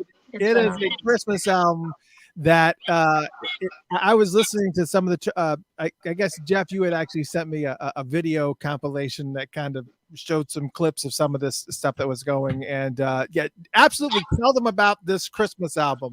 I mean, I want to preface this by saying you have musical legends here, and their family that is all involved in this project and has created this incredible Christmas album that is available. Guess what? Just in time for Christmas. Wow! And it's coming, well, I think it's going to be released December 17th. 17th? The album is ready right now. You can it's streaming on all platforms. You can go to Spotify, Amazon, Tidal, Panda. I don't know, all of the streaming platforms they're on. And it's on now. And is it underneath the Henley Holiday? Yeah, correct. Yeah. And I like to say that a lot of the tracks that we did were created by a bass player called Larry Ball. He was Smokey Robinson's bass player, and he had a studio in LA, and we collaborated with some of his music and our arrangement to the Christmas songs. Very good. Yeah, he was very instrumental in the instrumental part of the production, and then we put together our part as far as arranging the vocals. And I think it's a really hot thing. I hear a little bit of it. And as we trim the tree, how much fun it's gonna be together. We're prepped for everything here. Now let me tell you something else about the Henley connection here. That song, This Christmas, that everybody records, we're good friends with the writer, Nadine. And she gave us permission to do that song. We mentioned that. Oh, y'all mentioned that. Okay. that was when I was blacked out. Oh, okay. We're on hiatus for a moment. Yeah. One of the things that's interesting about that CD is the arrangement of those classical songs. I mean, classic songs. Yeah. And if you just played the music alone, you wouldn't even know that they were Christmas songs until the voices come on and you hear that. Oh, that's joy to the world, So I think it's an interesting thing. And I think the listeners will appreciate that and appreciate the way that the arrangements were done. Yeah, I'm just playing little bits and tracks so people can actually hear it. I don't think Facebook's going to recognize some of this yet because you guys did all these incredible arrangements. Joy to the world. There he goes.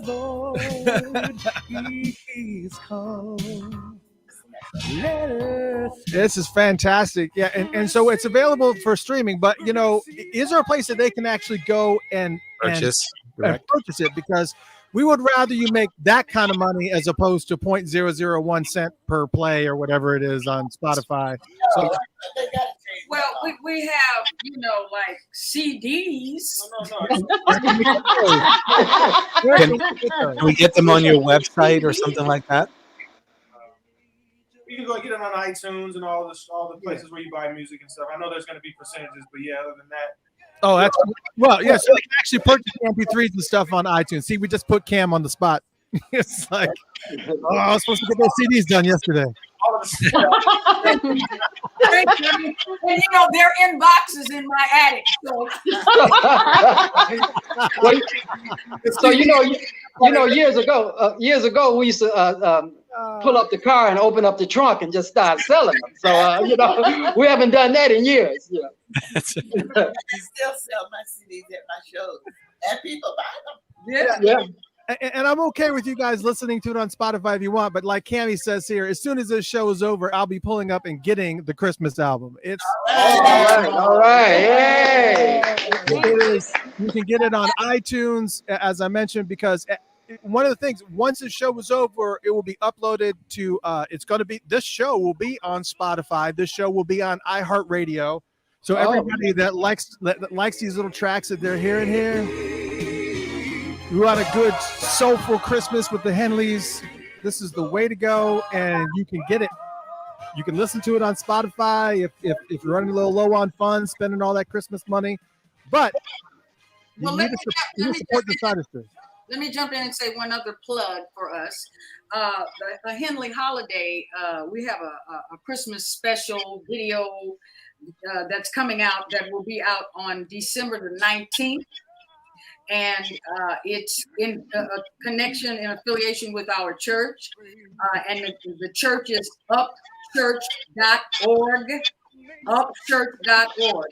And not this Sunday, but next Sunday, you can go there and you can register there to get your tickets. Nice. That's it. So it's upchurch.org. Make sure that you head there too. Yes. Wow. That's Now, fantastic.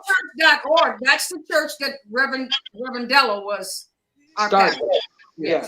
She was the founder minister. Oh, yes. And you guys are working a lot with the founder of Agape also. That's my minister. With. Michael Bennett. That's my minister. And we've all sung there. Yeah. Patty and I sing that quite often. Yeah. So so there you go. You head to iTunes and make sure that you do not forget the reason for the season and pick up this. Right. Now, just so you guys know, our fan base has this thing about tactile music. So they do buy vinyl, they do buy CDs, they love to have physical. So if you do have a scenario where you're releasing that we can actually get our hands on this vinyl and CD, I think that'd be a great thing to share with us too, because we want that. I can send you some CDs. Yeah, absolutely do that. We can actually put them on our storefront at funkatopia.com/shop. We can put them on there. We can sell them for you. We can absolutely help you with that. So Cam, go up into the attic, get that box. Get that box. You already knew that was going to be in And do it this Christmas. Yeah, this Christmas. I'll meet you guys over at Sugarloaf Mills. We'll meet up in the food court or something. Actually, you got to send it to the Henleys first. Right.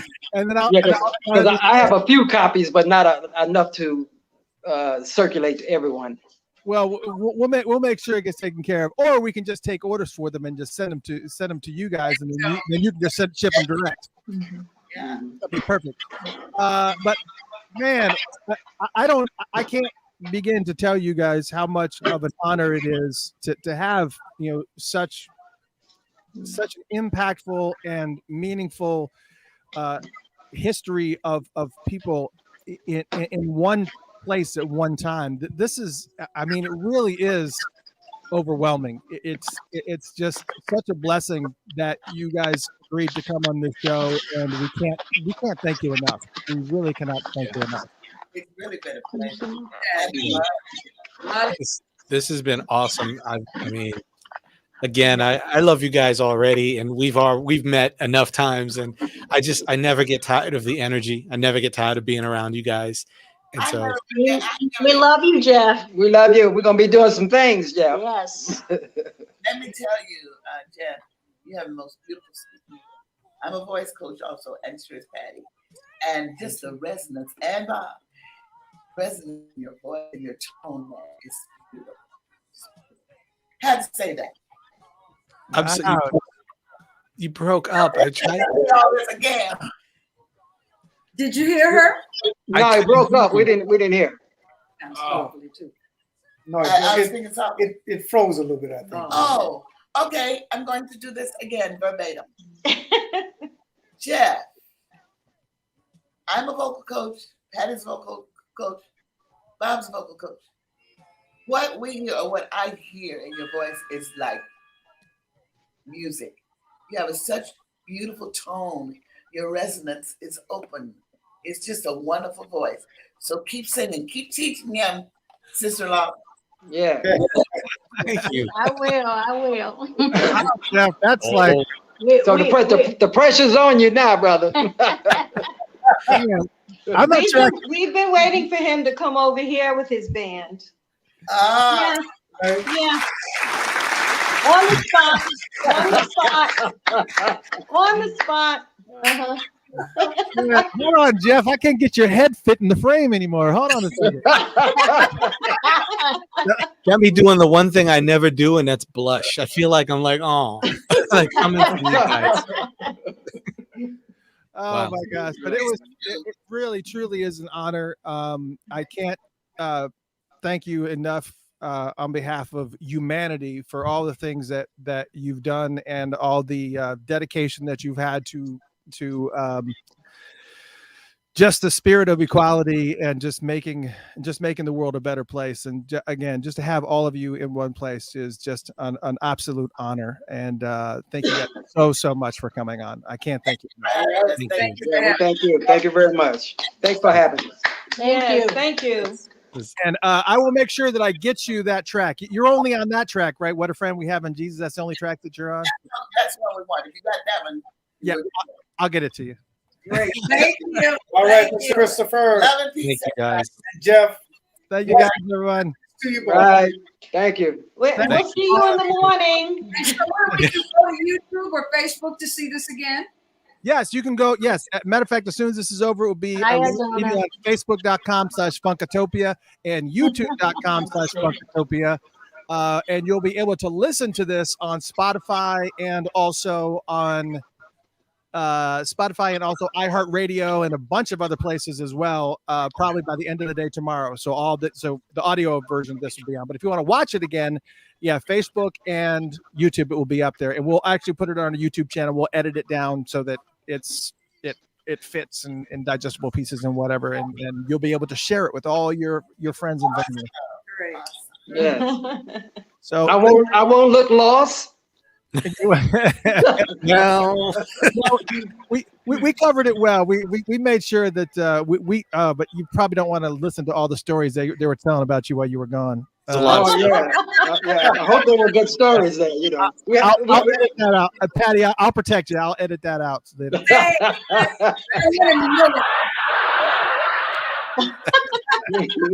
oh, God. Definitely going to edit out the sound effects. All right. Again, thank you guys. We love you guys. All right, take care. Brenda, Homer, Patty, Cam, Rob, Ron, Kat, Chris, all of you, thank you so much for joining us. And we'll see you guys later. Thank you so much. Yes. Thank you. Thank you. Thank you. All right, man. What? Oh my gosh. I don't even know where to start, dude. Man, amazing. Like, wow. I just, yeah. There was so much talent, so much history in this room tonight. In this, from the musical perspective,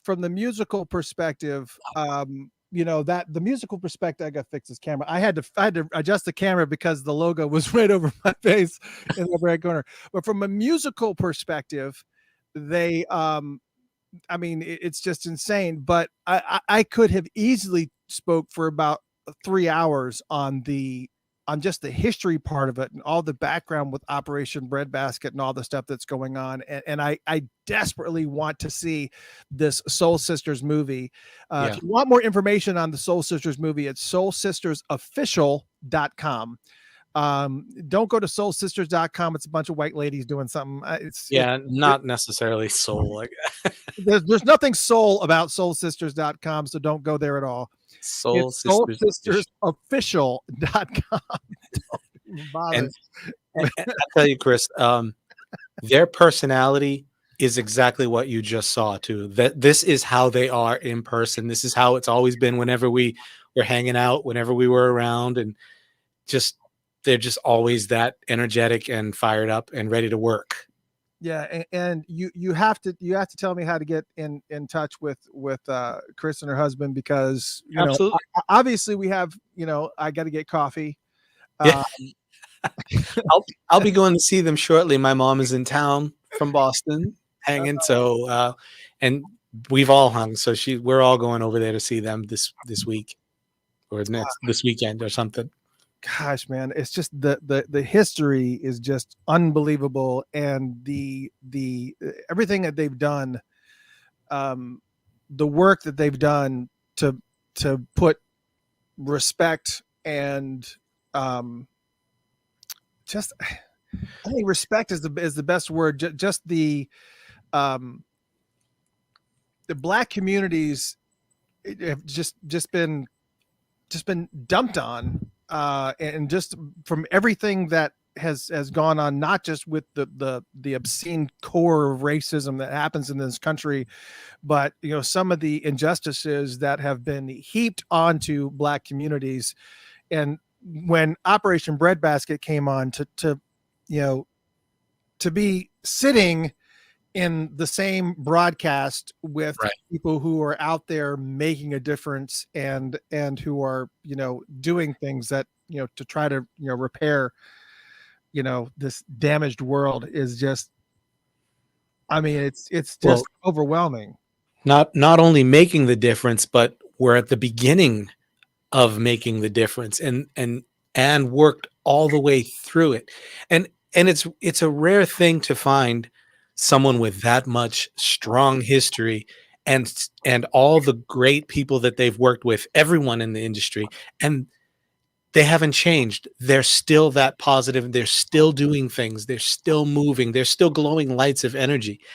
It's just, that's a beautiful thing, you know. And they instill it in their family and everything that they do Everyone. with their children. And I mean, you know, Cam is carrying the torch and everything that's going on. And you know, Kat is also continuing to carry the torch, and you know, Ron and Chris are still doing their thing. It's just, you know, I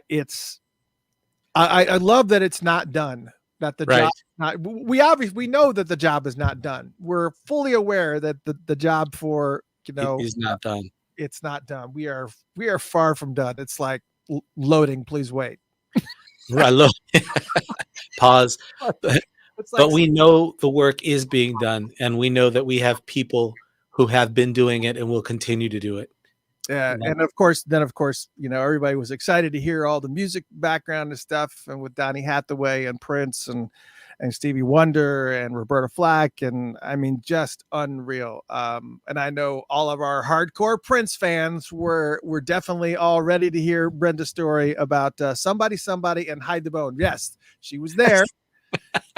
I still, the contrast between those two songs is just so funny to me. But that's hilarious. I was trying to find the lyrics to Hide the Bone and pull those up to kind of look at the lyrics, just to kind of compare the lyrics side by side.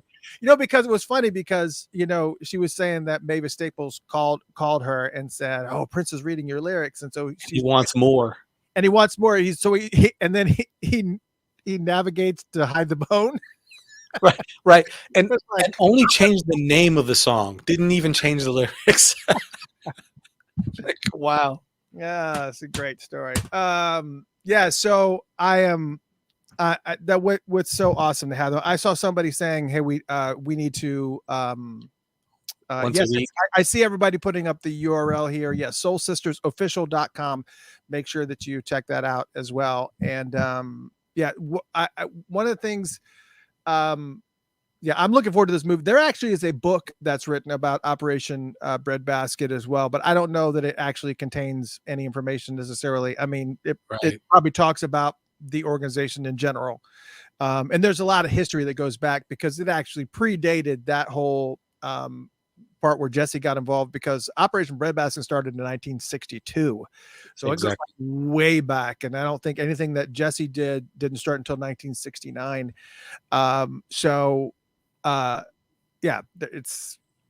Anyways, all that being said, what a great show. I was about to mention, somebody said we need to have some of these folks on individually and really kind of dig deep. And they're all fantastic, but I can't imagine having Patti without Brenda. Yeah, that's the funny thing is the reason, pretty much like a dream team. It kind of and keep the reason that they came like this is because the biggest thing that the biggest message they want people to understand is it really is about family. And so it was important to them that they all were a part of this interview and this night. And so I think individually, though it may be great and they'd be great stories, I think they prefer to be together and share. And that's how their family is. And that's how everyone should be, you know, honestly. And they lead by example. Yeah, I love the fact that we were able to get everybody involved and actually get dialogue from everybody. And Cam, if you're still watching, sorry to put you on the spot, but you got to get those CDs out of the attic. Get those CDs, man. Get up in the attic. It's time. Y'all need some Christmas money. Let's sell some CDs. Yeah, for sure. Anyways, it's Brittany says they've been BFFs since childhood. It's just so anyway, so we're here to talk I mean, that was the core of the show. That was the core of everything that we were doing here, is to make sure that we had Patti and Brenda and the family on. And what a great show. And I'll have to make sure that we get to editing that as quickly as possible. I haven't even edited the second Eric Leeds one that we did for posting. So, but I'm going to do a little bit of priority with this one. Even though the Eric Leeds interview that we did last broadcast, there are some snippets in there that are pretty alarming. Yeah. Some serious eye-opening stuff in there. Yeah, there's some serious accusations in there. Yes. Just for those who missed Eric Leeds interview, the part 2 Eric Leeds interview, you can still see the unedited version on YouTube and Facebook, on our YouTube and Facebook channels. But when I asked him about the spirituality shift that Prince made later on in his career, Eric basically said both that it was all marketing, is basically what he said. It was like he was still even coming off stage and saying things that would make your hair stand up, and it was just like, really? And these, there on I mean, there was some spiritual stuff that obviously that did happen with Prince, right? But I think there's some shocking things that Eric said. Yeah, I think he was alluding more to the me for me controlling side than the religious being the controversy. It's more of the how much control he really was putting on people and had on things, and locked people down and out of things. And just, I think it was more of the, this is my world, and if you're going to be in it, my way. The highway, right? Exactly. I think, yeah. I know a lot of people wanted to talk about Princegiving, so we're going to shift here a little bit. Let's do it. Thank you to everybody who listened to Princegiving. We are going to be doing it again, starting here in just about an hour and 20 minutes. I don't know necessarily that we are going to be on the air. I think we may do this for another 20 minutes, and then we're going to do an hour of filler or whatever. And then at 11 o'clock, we are going to be doing Princegiving all over again, starting from the very beginning. As I told you before, when we did it last time, we started this last Friday at noon, and it took us 4 days and 3 hours to get through all of Prince's music. And that's in chronological order and with just small breaks. Now, what was different is that in 2000, was Prince with us when I did it the second time? Just so you're all aware, Prince has heard Princegiving before. He is fully aware that I did that. let's just leave it at that. It ended up, a lot of people were saying, oh my gosh, you're playing all this stuff. Prince and I actually had a discussion via Twitter. And I'll have to see if I can find that. Let me see if I can find that clip. And we were talking about via Twitter. We were talking about the fact that there are a little bit of a scenario where how he felt about us playing some stuff that people haven't heard before. And we kind of talked about the fact that he is this it? No, this was another Third Eye Girl thing. This one Third Eye Girl was promoting Third Eye Girl was promoting Funkatopia. This was and that is when he was with us, but this is a screenshot of that. That's not the screenshot that I was trying to find. Let me see this if I can find this. I was trying to find, this was the one where Third Eye Girl was promoting Funkatopia. And again, leaving the A out of Funkatopia, but they did this on a regular basis. But Prince was always actively speaking about Twitter and Facebook. And I mentioned something to the effect, now I'll try to find that tweet. I mentioned that I was a little bit nervous that we would get in trouble, Right. basically. And he was very, very clear. He was just like, fans, the tweet was, fans don't get sued, bootleggers do. So basically saying it's okay to share, it's okay to listen, but when you get to the point where you're selling it and you're actually making a product out of it and you're profiting off of something that's not a product, then we've got issues. So it is, it's been fantastic. It's been great. And he did hear it the first year that I did it. He did hear it. And then I don't think that he was with us the second year that we did it. Because I think 2015 I think was the first year that we did it. This is the 6th year we've done it. So we've heard it the first time. The second time he had already left. But what's interesting is that in 2017, I recorded intros to each one of the albums. So right before each one of the albums, I kind of gave a little bit of a background history of the album, not like an full-blown album chat, but just a little bit of an intro kind of talking about each one of the albums. And I've used those sound files, every year moving since. I probably need to re-record them. I mean, but all of them are still applicable, except for like when we start to get down to the last ones. Then I got to change the verbiage and the way that it's delivered and whatever. But on the same note, what I think is very, very cool is that people still hear things that they've never heard before. This year, I added at least, gosh, I want to say there's not only have we added Welcome to America as an album, but we also added at least 2 dozen or 3 dozen new tracks specifically from Third Eye Girl rehearsals that you probably have not heard. So it was out there, it was on YouTube when he used to do the Third Eye Girl TV stuff, and we captured some of those broadcasts.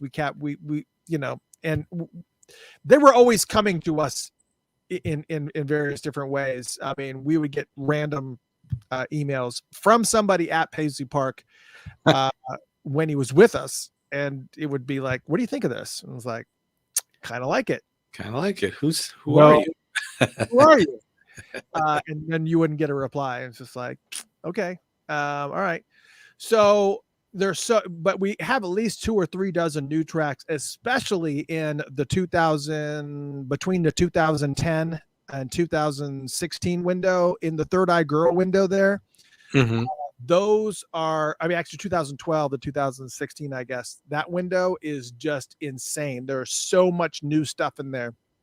And we got, and what's cool, unfortunately, the first time it played, it happened at this time around, this first wave of Princegiving that we did. It happened at it started at 2 or 3 o'clock in the morning this morning. So a lot of people missed it. But this next time around, you guys will hear all those new tracks Saturday afternoon, because if the timing still works out with this 12-hour shift, you're going to hear it about 1 or 2 o'clock in the afternoon on Saturday. This coming Saturday, you're going to hear all those new files, but you're still going to hear everything starting tonight at 11 o'clock, or we're going to start in 1975, where we have like a few hours worth of Lost 94 East sessions, some of which I received directly from Pepe Willie.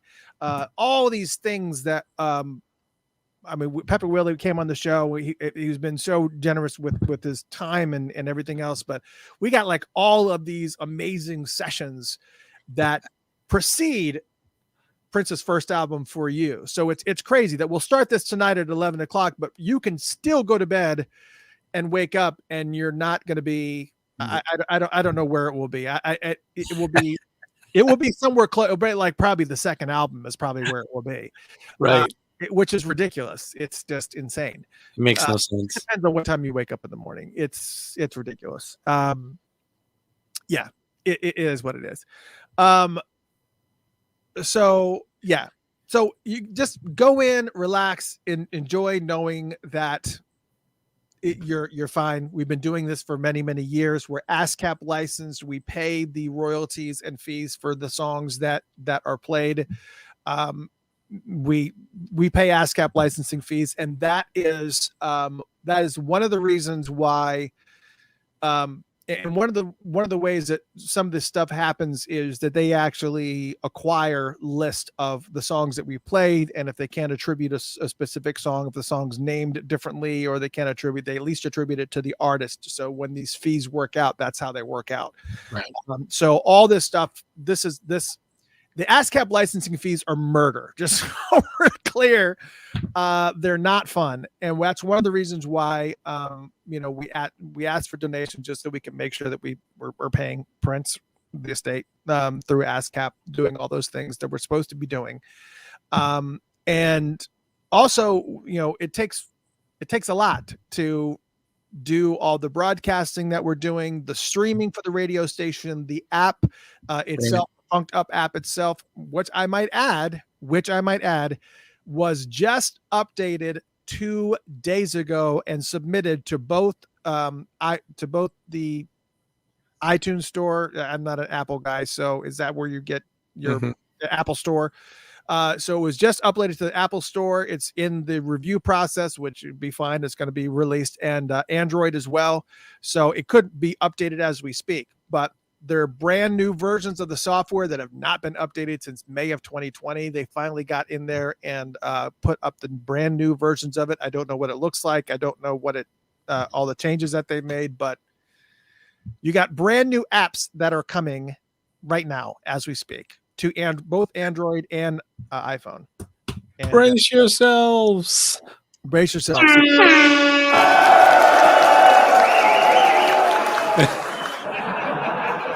So all that being said, one of the things also too, we have to look at kind of the donation side of this too. And I've actually kind of been in a little bit of a debate. I've kind of asked Jeff, and I'm trying to bounce it off some people as well. Highly considering in 2022 to take the app and either make it a monthly thing, kind of like Spotify is or whatever. Nothing crazy or anything, like $1.99 a month or something like that, or something that is that you're not going to notice. It's just one of these things, but will help us recover some of the expenses for some of the things that we're doing here with everything else, or to move it behind a wall like Patreon for the Patreon supporters. So just know that there may be a possibility that this happens. I know a lot of people listen for free and they enjoy it, and I understand. I completely understand the apprehension or the pissed offedness that would probably happen if we ended up doing it. But on the same note, we have to be able to deal with all the expenses that we have with everything that we're doing, and including, upgrading equipment that is friggin'. This thing is friggin' so old. You called it for it's like upgrading the equipment, maintaining things, keeping things in order, and putting on these great shows. These getting these amazing people to come on and speak to us, and it takes a lot of work, a lot of effort, and unfortunately, it's one of those things where it becomes more and more difficult to continue. So, and Andre's already like, nope. And I didn't expect anything less from Andre. No, we don't. It's all right. It's okay. That I was gonna. I expected right out of the gate. He's got that like Emperor of Caesar thing. Never, no. Oil him in oil. And again, we're not trying to do anything. Now, obviously, if you're a Patreon supporter, nothing's going to change or anything, but we're just trying. You understand this app, to kind of give you an idea. This app has been installed on, at least in the last numbers I checked, were somewhere around the vicinity of about, like tens of thousands of times, which is insane. Okay. We asked for this is kind of like a PBS type of thing. You ever notice that whenever you watch PBS, only the cool things, the only time that PBS has something cool on is when they're asking for money. Right. Like, oh my gosh, Sting in concert. And you turn it on, and the next thing you know, you're sitting through these long 10-minute commercials, and you're like, shit. It's a timeshare. It's like, oh no, I knew it. I knew you wouldn't do something cool without asking for something.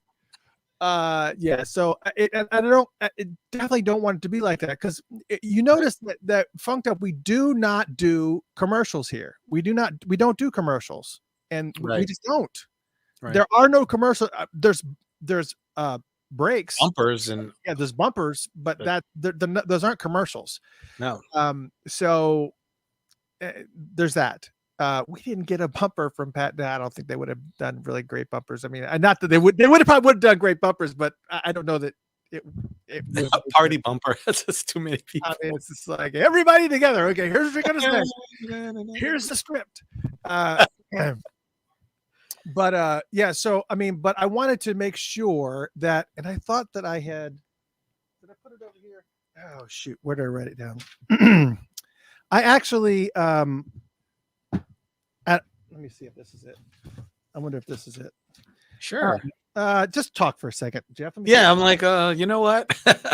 but the point is this is a lot of work, and we don't want to charge people and put ourselves in anything in that situation. But again, it does get to a place where it's becoming more and more difficult, and we want to continue to bring unbelievable content and pull in people like the Henleys and Patti and Brenda. And the only way we can do that is with the support that we've been getting and continuing that stream. And so, keep helping, keep being there for us, and don't get mad at us. And we haven't decided that that's what's going to happen or not. But what we want to do is we want to avoid dragging commercials into the app, because I think that really just takes away from the experience. But if we have to do it, we'll do it. But listen, I want to read these names. Okay. Now keep in mind, looking at the numbers, thousands of people have been listening to Princegiving. Okay. Envision this. Thousands have been listening all around the world for these last 4 days. And we're about to do it again here at 11 o'clock. Thousands of people have been listening to Princegiving. Here, and we've been asking, we kind of I put a donation thing in there once every couple of hours, or make a mention, hey, do this, kind of help us out a little bit, just to kind of get a little bit of an idea if this is going to be something that we need to do in 2022 or not. Here are the names of the people who actually took time to actually support the station. Now, I'm not talking about Patreon supporters. Patreon supporters do it every single month. I do not expect that. And some of these people are Patreon supporters, but they went above and beyond. Trish Westberg. Wait, let me do this right. Yep. Dana Heidemann. Jill Don Francisco, who I saw here. Kiaria Taylor, who did it not once but twice. Nadine Johnson. Denise Nicholson. And April Sims.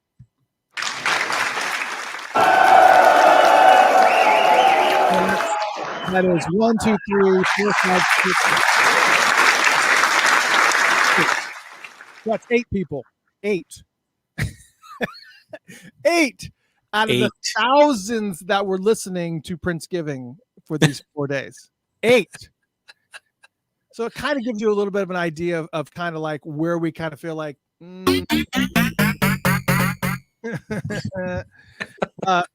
it's kind of one of these things where you're just like, we don't want to do that, but if we start doing something like, where it is something that's nothing, maybe 99 cents a month or $1.99 a month, if you want to pick it up, something like just like minimal, but that would make a legitimate difference where we wouldn't have to ask for anything. We just Princegiving is happening, and then we just do it. We don't have to ask for anything, but that's this is that time of year where it's kind of like we want to do something special for you guys, but on the same note, we have to kind of make sure that we're kind of paying attention. And gosh, we're starting to sound a lot like PBS. So I'm just going to shut the hell up right now, because just know that 2022 may be different for Funked Up, and I'm just kind of giving you guys a little bit of heads up, but it's okay. We're going to be doing, nothing's going to affect what we're doing for the remainder of this year. Princegiving is going to be starting all over again, starting in 1 hour from right now, starting at 11 o'clock. 1 hour. So 1 hour from right now. We're going to start in 1975, and it's going to go all the way through to 2021. And just to kind of give you an idea, 11 o'clock, we start off 1975. It's only one song in 1975, which is Do Yourself a Favor. But then we go into 1976, which takes up a good amount of time, because he had all these really cool tracks like Rock Me Lover, Nightingale, Leaving for New York, Don't You Want to Ride, Got to Be Something Here that he did with Lewis Connection, Sweet Thing. We also captured some, and of course, 1977, you got that amazing track that popped up last year, Neurotic Lover's Bedroom, or a couple years ago. I mean, that song, if I had a whole album of stuff like Neurotic Lover's Bedroom, I would be fine, because it was a wrap. Yeah. That was just friggin' unbelievable. It's one of my favorite friggin' tracks from Prince in a long time. But anyways, just know there's a possibility that may be coming. But enjoy the rest of 2021. I want you to guys let's get the other side of this thing, and we'll figure it out from there. It's just don't worry about it. We'll figure it out from there together. Yeah. And then, yeah. And I know a lot of people, I do get a lot of emails. Thank you. Donna says, how can I get Leaving for New York?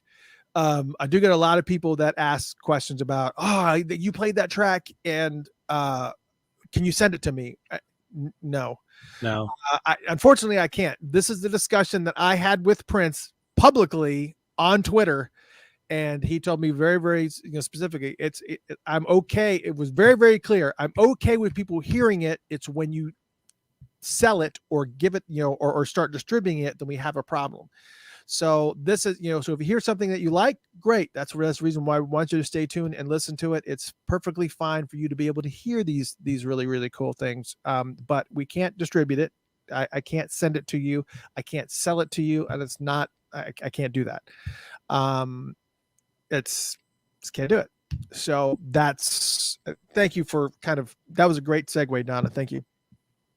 Cause I did want to address that. So just so we're really, really clear. So these tracks that were sent to me from various sources, acquired from various sources over the years, you can hear them.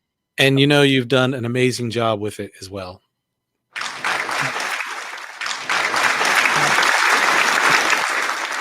So thank you. I appreciate that. And it's like a high anxiety. I think I figured out a way that I will be able to do the broadcast without having to freak out and do the whole monitoring of it. Really? I think. I'm not exactly sure, but I think I can. So I will. I'm not freaking out about it. But I think we'll be okay. I don't know. We're gonna be fine. We'll figure it out. If we have to put some new processes in place, we will. Yeah, we're gonna get it done. That's all to it. Right. Yeah. So it's going to be really, really interesting to see how this all plays out. But again, I didn't put the start at 10 o'clock, did I? I hope I didn't do that. Because that would be a nightmare. No, yeah, it's 11 o'clock. So 11 o'clock, we'll be starting this all over again. So enough talk about Princegiving. You got less than 1 hour, and then we are going to be starting Princegiving all over again. So you guys are going to be enjoying it. And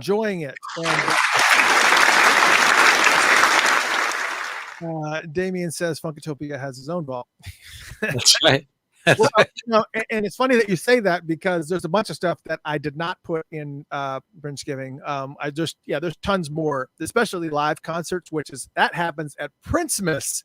That happens the week of Christmas, where we play. I play a concert from every single year that he performed. So we start in 1979, I think it is, and we play a concert from 1979, the concert from 1980, you get it, all the way through to 2016, where we play his final 2 shows, but we mix it up. So, because if you just play it in chronological order, you're going to hear the same songs repeatedly over and over again, because he didn't really have a whole bunch of songs to play with in the beginning. And so it's almost like listening to 10 concerts, the same concert 10 times in a row, if you do it chronologically. So we mix it all up, but it's going to be a lot of fun. And Princemas is coming. Yeah, it's going to be fun.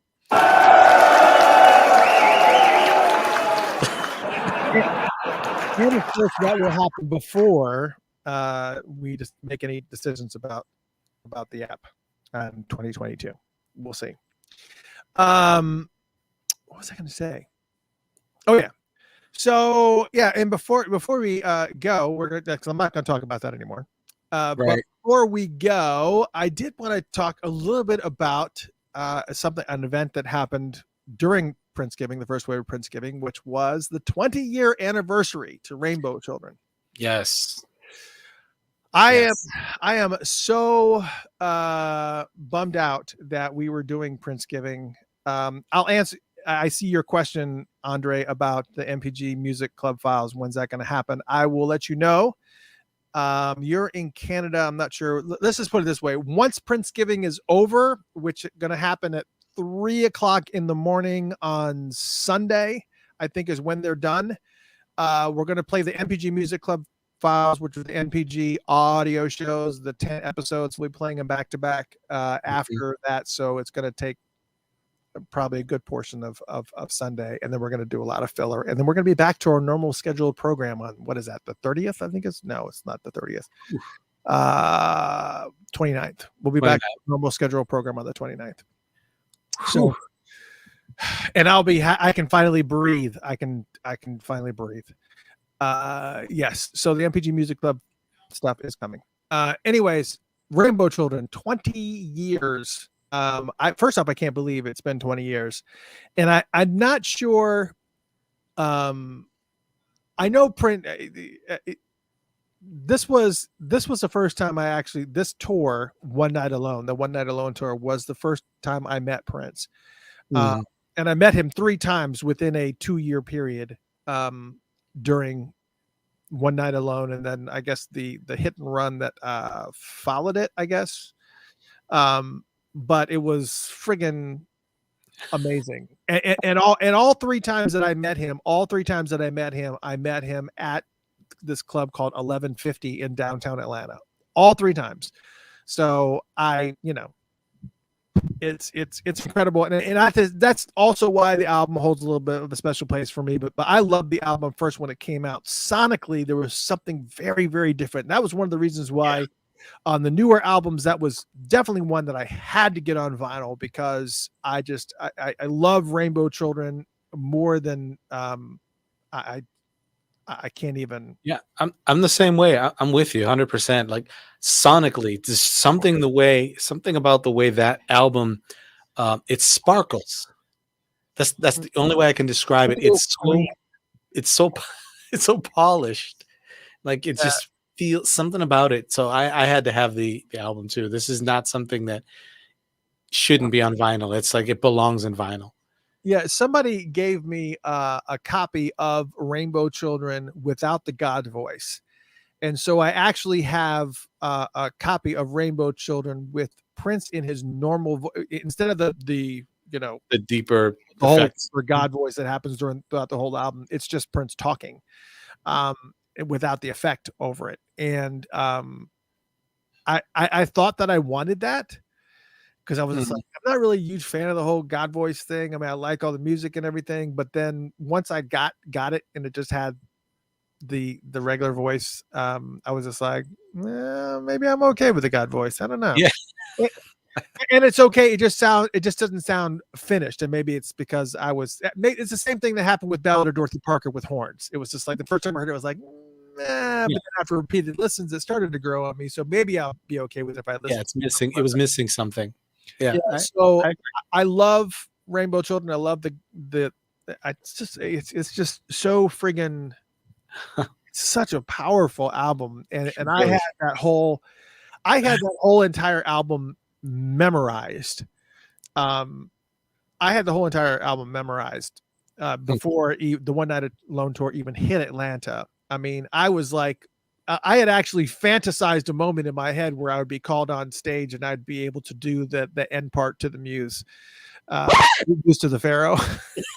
Feel like I'd come up and I'd just do the whole the scat at the end, do the whole thing. I had it all memorized. You know, everybody has these little weird visions in their head. Or at least get up there and be put on stage to play that, you know, to play that funky music. And you know, I didn't know that I would get an opportunity to sing for Prince at the after party, but not play that funky music and not Muse to the Pharaoh. Right. Just kind of just scatting and just kind of just flowing with what he was doing while he was sitting right next to me playing piano, and he loved it. So I still got the reaction that I wanted, but I wasn't able to share the moment with anybody because it was just me and him and just a couple people, I guess, that were standing behind me on the side of the stage. These two drunk white chicks that were trying to push past me to kind of, you know, I was just like, you can just go ahead and just, no, you're not switching places with me. This is like my moment. So go away, you know, type of thing. And then, you know, the fact that he was able to hear me sing and he laughed and he enjoyed it and he slapped me five, and then he put his hand on my shoulder and then went off to the front of the stage. That moment is still, that whole moment is just frozen for me in time because I just can't, there's like no other level of, I mean, unless other than being invited on stage to sing in front of everybody for Prince, not only for Prince, but in front of everybody. And then everybody having proof that I was there singing with Prince. Right. So I'm hoping that somebody somewhere may have legally recorded something and showed him off stage playing on a keyboard and me singing with him. I'm just like, this gotta be out there. It's gotta be out there somewhere. Right. But alas, it has not appeared yet. It has not shown its face. I'm like, dang it. I was able to find a really cool, was able to find a really cool moment when my 19-year-old daughter, she loves Switchfoot. I think for people that follow me on my personal Facebook, we went to go see Switchfoot, and she loves Switchfoot. But on the particular tour that he was on, the Vice Versus tour, they did the entirety of the new album as the opening band, and then they came back on as Switchfoot and played all their songs. Well, unfortunately, at the time she was not 19; she was young. I don't remember how old she was, like, I don't know, 5 or she was young, and she fell asleep because she wasn't familiar with the new album. And then John Foreman, who is the lead singer of Switchfoot, comes off stage. This is that center stage in Atlanta, walks all the way around, comes over and stands right next to us while she's sleeping in my arms. And then I wake her up and she looks up and John looks at her and John's singing to her and like grabs her hand and then like goes off the stage. It goes off and back onto the stage. And I'm like, that just happened. And I was like so bummed because I had my phone, but I was like trying to kind of get an A and it didn't work. But luckily somebody on the opposite side of the arena captured it the moment, and it's on YouTube, of him walking over there and holding Jolie's hand and singing to her. And so it's like, I'm glad that somebody documented it. But those are cool moments. And when you have proof that it happened, it's even cooler. Right. I wish the Prince moments had captured, and I wish I could find that other. And there's another moment of the stairwell, right? The stairwell moment. That's another moment that I literally cannot. That's the story where he came down the stairs and it was just me and him, and I reached in my bag and I pulled out my little disposable camera. I said disposable camera, and clicked, and then put it back in the bag, and he just smiled and shook his head and went back up. And I have no idea where that disposable camera is. So there's two moments where Mr. Christopher is just probably full of shit. I don't know, man. I think you're. No, it's. I mean, so I basically, anytime that I find a disposable camera, I put them in a specific location. But this is over 10 years. How long can film sit in a camera? Sometimes I guess they can sit in there for a while if it's protected in the shell, right? It's not exposed. It should be fine. I don't know. So it would be really, really awesome. Anytime I come across a collection of where if I find a disposable camera, I like grab them. I asked my wife, I said, there was a bunch of disposable cameers that were over here. And she goes, oh, I probably threw them away. And I'm like, oh, don't say that. Don't say that. Oh my God. Yeah. No. Anyways, so yeah, lots of cool stuff, and looking forward to maybe we'll celebrate the 21st anniversary of Rainbow Children, but it seems to be falling right here in this Princegiving window, which makes it really, really difficult. But I tell you what, on Facebook, to honor the 20th anniversary, even though we're beyond it, I will make sure that I release the Rainbow Children album chat, which was fantastic, by the way. It's one of my favorite album chats that I've done. And if you're a Patreon supporter, you can hear all the album chats for every single album that Prince has ever done. I did full-blown album chats, the history of not only the album and the artists that are on it, but the backgrounds and the background stories of every single track on every single album. And it's very, very extensive. And we've done all of them, including Welcome to America. So if you're a Patreon supporter, you have access to all of them right now. And hopefully we're going to get, Jeff and I are working on another site that is going to put all those in one place. That's right. We own, I own, just in case the estate comes out. I don't want Jeff to be involved. I own princealbums.com. Yes, I own that. I don't know why it was available, but I own it. And there. Yeah, I own princealbums.com. So SEO be damned. I'm going to make sure that if somebody searches for Prince albums, there's a pretty good shot where I'm going to be there at the top. Not now, because we don't have anything established too much on it. I think we'll get it. We'll get it going. What's happening is we're taking all the albums that we've done, all the album chats, and putting all of the album chats on princealbums.com. It's also under albumchats.com as well. But we're putting all the albums up there along with the verbiage, the transcription of the entire album chats up there, and the ability to purchase stuff, the ability to purchase the tracks. It's crazy. So it's a lot of work, but it's a lot of work. It's going to be worth it, and you guys are going to love it. Yep. You're going to tell us. You're going to say, "Oh, I love it," just like just like that. Yes. So it's going to be a lot of fun. Some people have asked about so 20th anniversary of Rainbow Children, great album. Go pick it up. I think that they're the estate is reselling the vinyl on purple vinyl, Rainbow Children on purple vinyl, so you can actually purchase it. It comes with a Rainbow Children slip mat. I think I still have that over here. I do. I can knock down a bunch of stuff to get to it, but yes, it actually comes with a Rainbow Children. This slip mat actually comes in the Rainbow Children vinyl thing. So that's there. Check that out. Yeah, I think that I'm going to spend some quality time with that album tomorrow. Yeah, I think we all need to. Well, actually, let me get the Princegiving moving forward here first. That's going to be right. Exactly. It's kind of. Yeah, but happy Thanksgiving to everybody. I hope that us offering up all of these tracks from Prince is going to make your Thanksgiving a lot easier. I know that I have seen a lot of people that have actually gone through and have actually gone through and said, "Oh man, Princegiving is giving me life." And thank you so much to Sarita Williams. Sarita Williams just did a donation too, but she was doing it for because of the Henleys and us having them on the show. So thank you so much, Sarita. I appreciate that. Thank you. Thank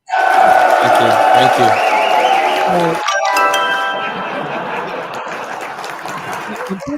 I'm thinking maybe we should start doing something where we have like donation levels where if you do something you get this, that, the other. That's a good idea. Because we have lots of Funkatopia swag. We have Funkatopia stickers. We have lots of collector stuff, and for those that are more generous, we have stuff to do. It's not like we can't. We got plenty. We got plenty we can do. So might as well.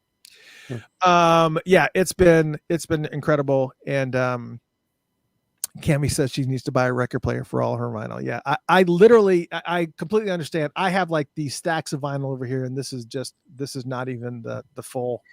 This is not even the full thing. There's so much stuff over here. But I just got a record player not even like a couple months ago, because the one that I had busted and I never got it replaced. I had like one of those stupid Crossley ones that they sell at Kohl's. You can't get that. Horrible. It's horrible. It sounds horrible. Not that I want to endorse anybody, but if you look at a Fluence, that record player is that whole company. They make some real quality stuff. It's Fluence, Fluance. That's pretty good. Well, if you don't have a whole bunch of money, Audio Technica has got a respectable phonograph for under $99. I think I paid $69 or $79 for one from Audio Technica, and it's really good quality. It's got great sound. If you just need something just to be able to listen to, it works fine. So I definitely would, I'll put that out there I'll put it on Facebook. So I'll guys show you the ones that we got. But man, yeah. Donna keeps asking me about poetry and whether or not I listened. And I want to say that in the middle of all the craziness, I think Donna had sent me some poetry from, if I remember the lady's name correctly, I can't even say correctly. Maybe we'll celebrate.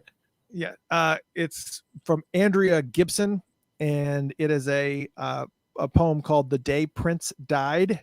And I don't know, Donna. I did listen to it. I have not had a chance to reply to you, but if you could share the link of, I guess it was a poem about obviously the day Prince died.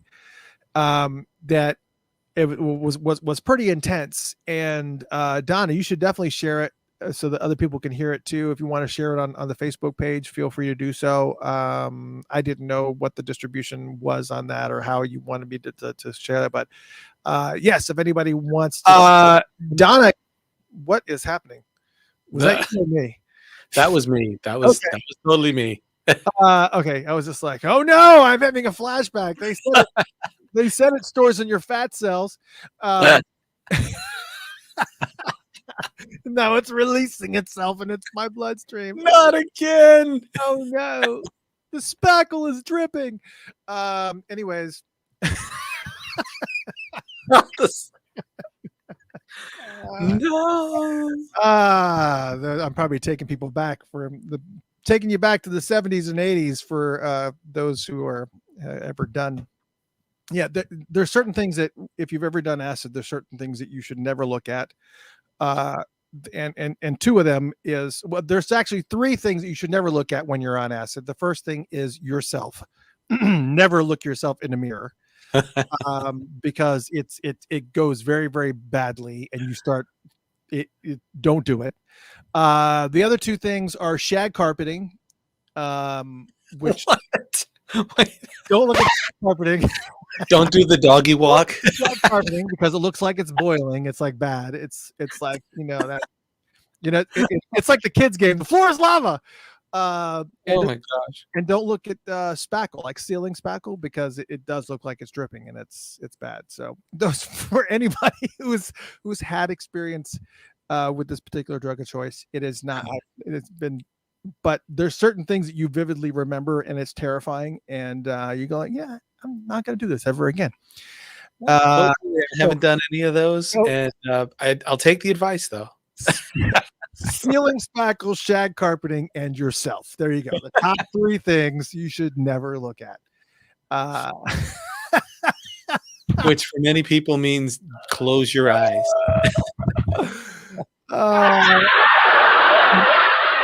I'm hoping that there's somebody out there who is just going, oh my God, I can relate. And there's also certain movies you should not watch, like Pink Floyd's The Wall. Don't listen to Space Odyssey by David Bowie. Certain things that will just kind of just derail your whole process. So yes, it's just wow. Yeah, it's information that you need to know. Apparently. So yes, but just so you're clear, I am drug free and have been for many years. So but you still remember. I still have very, very hardcore memories, and it's the only reason why I've been able to accomplish as much as I have in my later years, because you stop doing stuff, and then all of a sudden it starts working for you. That's when the enlightenment kicks in. That's right. That's the enlightenment right there. I feel like I'm just filling time with weird stuff, and I am. I wanted to talk about. I saw somebody ask about Rob. Rob is, just so we're clear, Rob is taking a temporary break from the show. He had a lot of stuff that was going on, and just really didn't have the bandwidth to be able to do the show, and also do everything that he was doing professionally and personally, and things that he was dealing with. He says some pretty insane things happened to him over the past few months. So it's just kind of been a little bit of a roller coaster for him. So Jeff and I are going to carry the torch. And so please send him your well wishes if you are connected to his Facebook, and just kind of, send him your love and whatever. But he's going absolutely let him know you're thinking about him. He's going through a lot. And but I think we can do it. Jeff, I think we got it. I think we do. Yeah. Especially after tonight's show, I'm like, okay, we are good to go. Oh my gosh, man, what a fantastic show! I don't even know what we're going to be doing next Tuesday, or if we're going to take next Tuesday off. Still got a couple of things in the mix that I'm working on, but I know that a lot of people are recovering from Thanksgiving, or will be recovering from Thanksgiving, so I don't want to waste a bunch of people's time unless we have somebody for very cool. Cammy says, how was my birthday? Yes, my birthday was November 18th, and it was great. I had a good time. I actually I'm on keto, so we went to I'm literally 2 pounds away from losing 40 pounds. 2 pounds, which is a lot. That's a lot of weight. Imagine the big bags of dog food. The big bags of dog food, it literally is like losing one of those, which means your back feels better, you sleep better, you don't snore, you stop snoring, it's like all these positive things happen. So I'm really excited about it. Congratulations, you've been working pretty hard at that, man.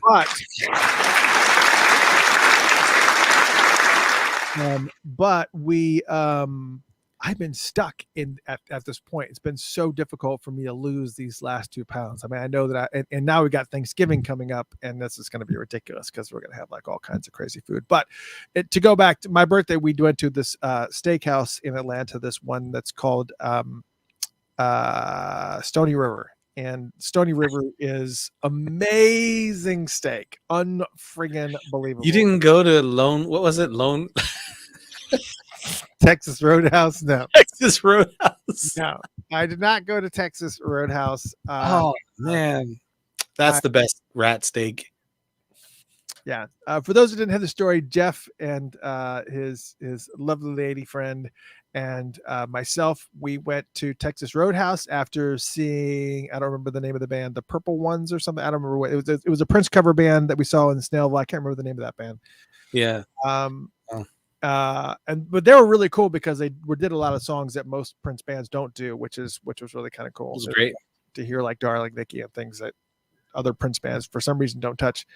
But what was we went to Texas Roadhouse to eat, and we ate a meal that they paid the bill, and we go to leave the place, and we look down in the walkway right where the bar is. there's a rat. There's a dead rat sitting. He wasn't dead yet. He wasn't dead yet. He was full. That's what he was. He was he was full. He was laying on his side, kind of twitching, like, I can't eat another bite. Oh, too much steak. And there was like all these workers standing around, like wait staff, three or four wait staff standing around watching, creating a like they've done this before, looking down at the rat, like, wow, there's a rat here. Yeah. You know what? I would imagine that your manager or the owner of this place probably would want you to quickly scoop this up and get it out of here.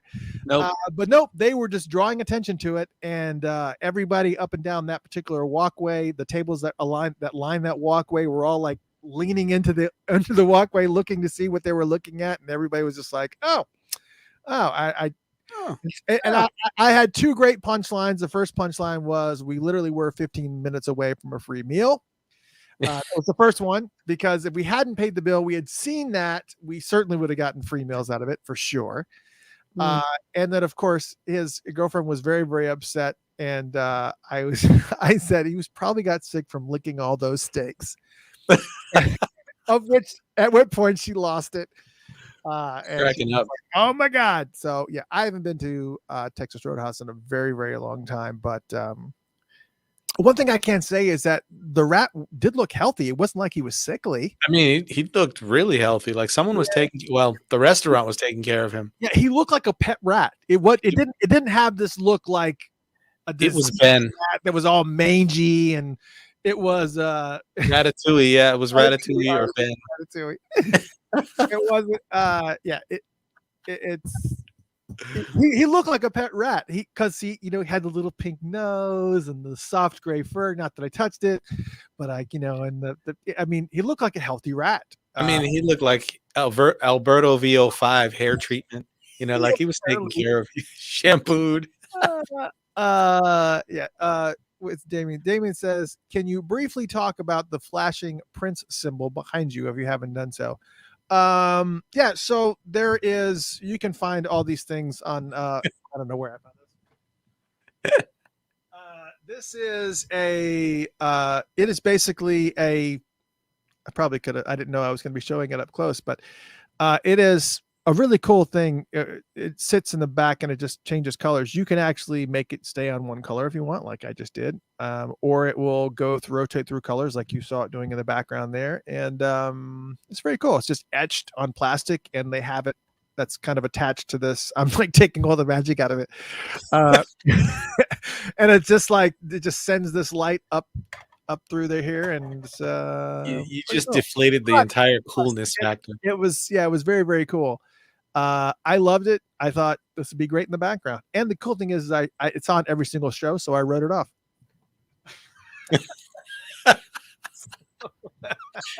It's stage lighting. That's what it is. Yes. Anytime I do shows, I will put up all this stuff. I love sending you guys Amazon links, because normally I'll tie affiliate stuff to it. And so if you guys buy anything on Amazon, you can help out that way. If you don't want to do it via the app, that's fine. I'll make it happen via Amazon. Buy something. Buy something, anything. Buy it now. Too. Oh yeah. Especially, you can expect to see some Amazon links popping up on Facebook right before Black Friday, just so we're clear. I need to make sure that my affiliate link is attached to your Amazon at some point in time. I'm going to get his link on. Gotta get my link on. Yeah, baby. Anyways, you got to do that. I'll make sure that I put the link up where I got that from. I'm not sure I got it on Amazon. I may have gotten that on eBay. But I got some really cool stuff. Oh, I'm fixing that hard drive. I finally got the I'm waiting for the board to come from China. Oh, well, that could take a while. Yeah, we'll see. It says you should have it by February 2nd. February 28th. Who knows? Anyways, I am so glad that you guys are joining us. We're just kind of just wasting time here, because in less than 30 minutes from right now, we are going to be doing Princegiving. And we are stalling. we are stalling. We could technically start it right now if we wanted to, but you don't tell people, hey, it's going to start at 11 o'clock, and then you start it 30 minutes earlier. It's like, oh, sorry, the train just left. Yeah, you missed it. You were waiting for that song. Oh, see you next year. Cammy says, what about the Grammy for Sign of the Times? Did Sign of the Times get put up for a Grammy? Did I miss something?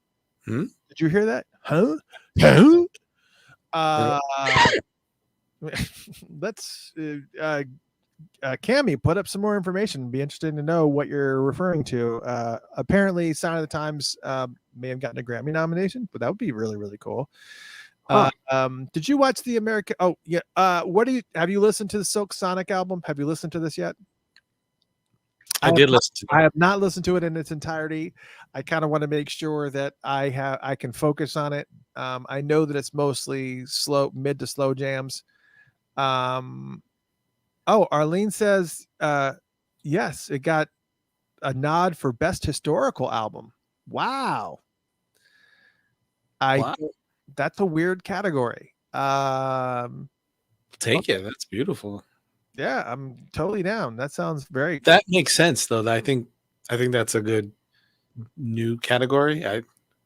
Well, I mean, because we talked about this before. We talked about this. The fact that Sign of the Times, what they did from a,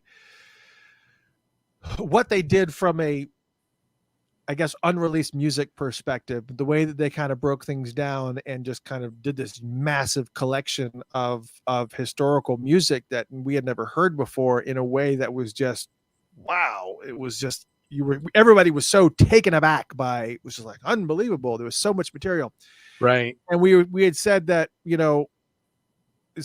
if Sign of the Times had created a deluxe edition that was similar to what Welcome to America did, with the backstage passes and the set list and things like that, all the really cool collectible type was similar to what Welcome to America did, with that's me again, the posters, and all that stuff. That would have been massive. That would have been so friggin' cool. Absolutely. But for some reason they didn't do that. But which is fine, because Sign of the Times is still a masterpiece. That was still a fantastic collection. And it was such a unbelievable album when it first originally came out.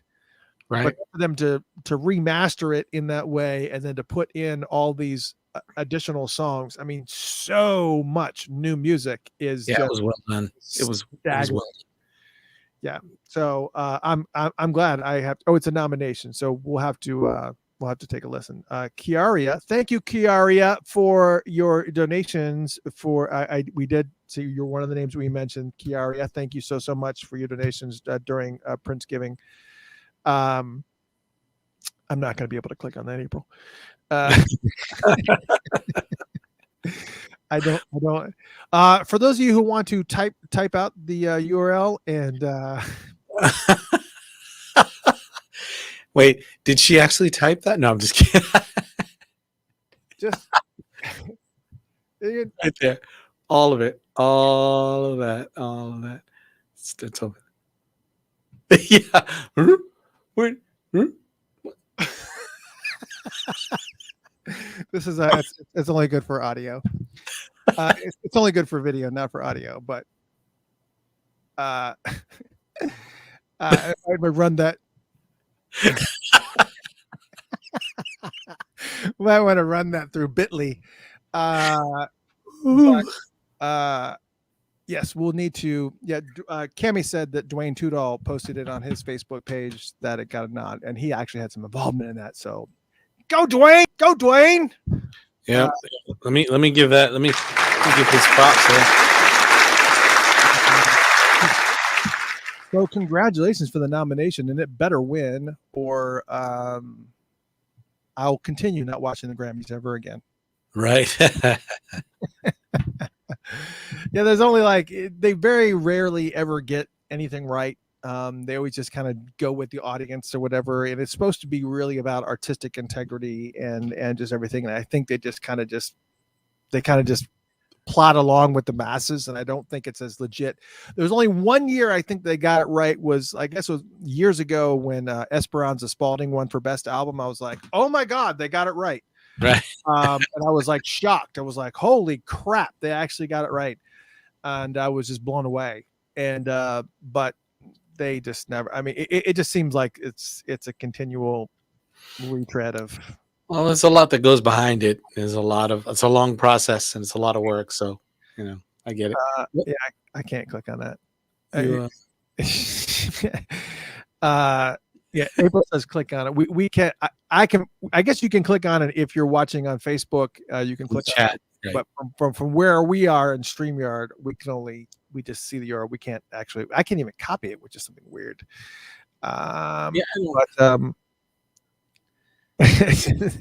David said, reading that link is the fourth thing you know on acid.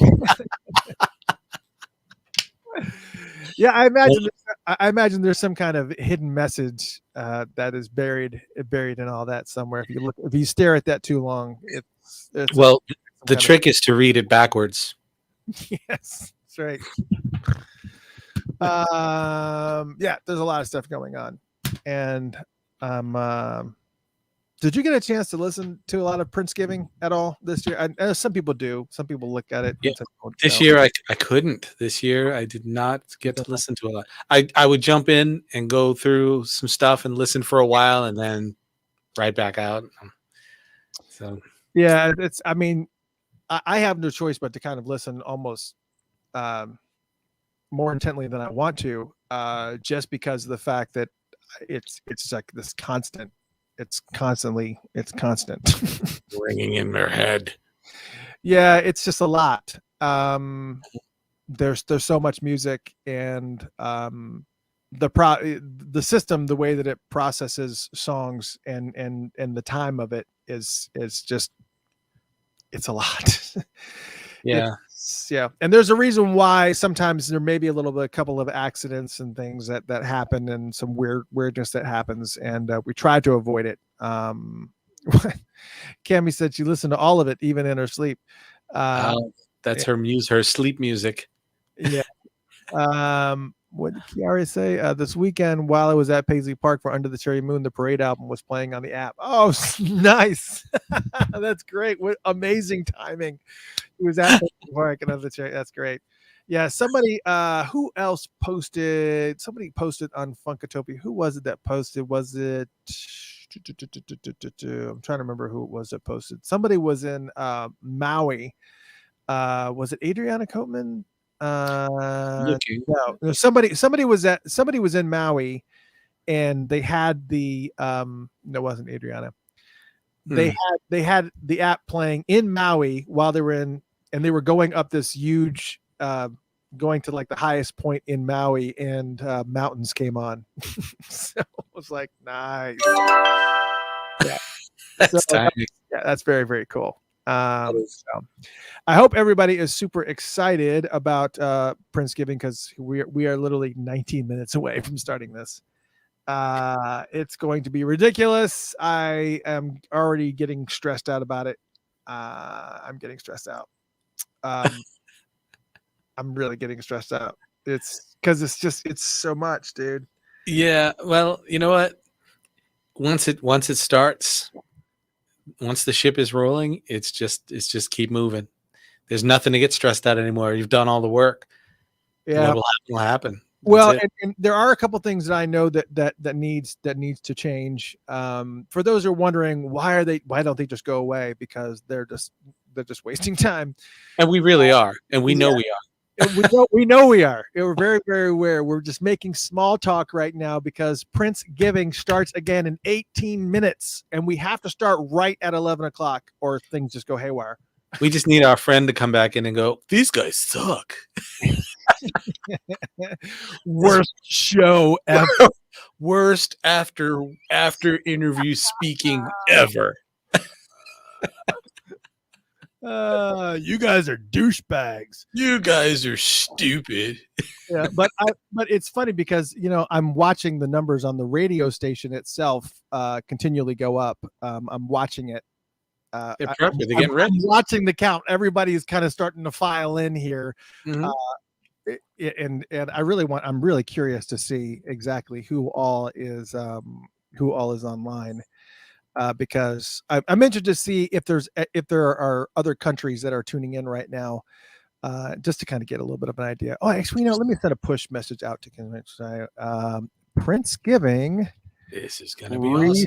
Restarts at 11 p.m. EST, 17 minutes from right now.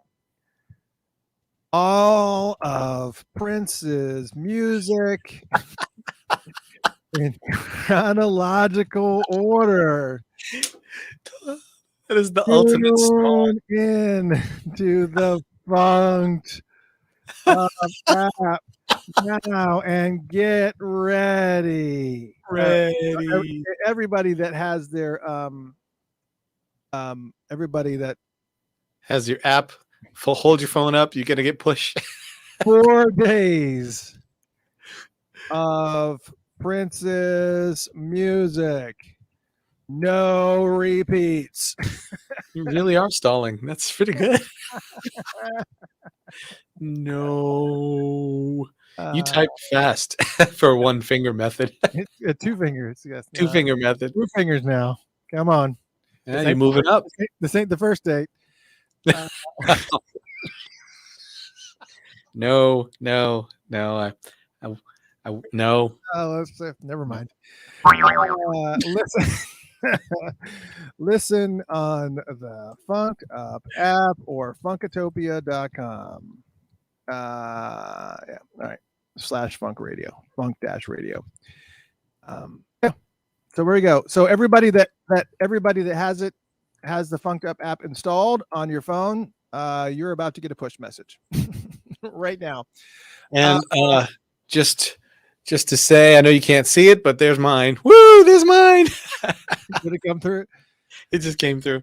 I'm gonna snap my You gotta snap it. All right, where are we looking at right here? Who are our big listeners? I want to see who we're listening to right now. I want to see what's going on right now. The people that are on right this very second. I can't remember how to get to this right now.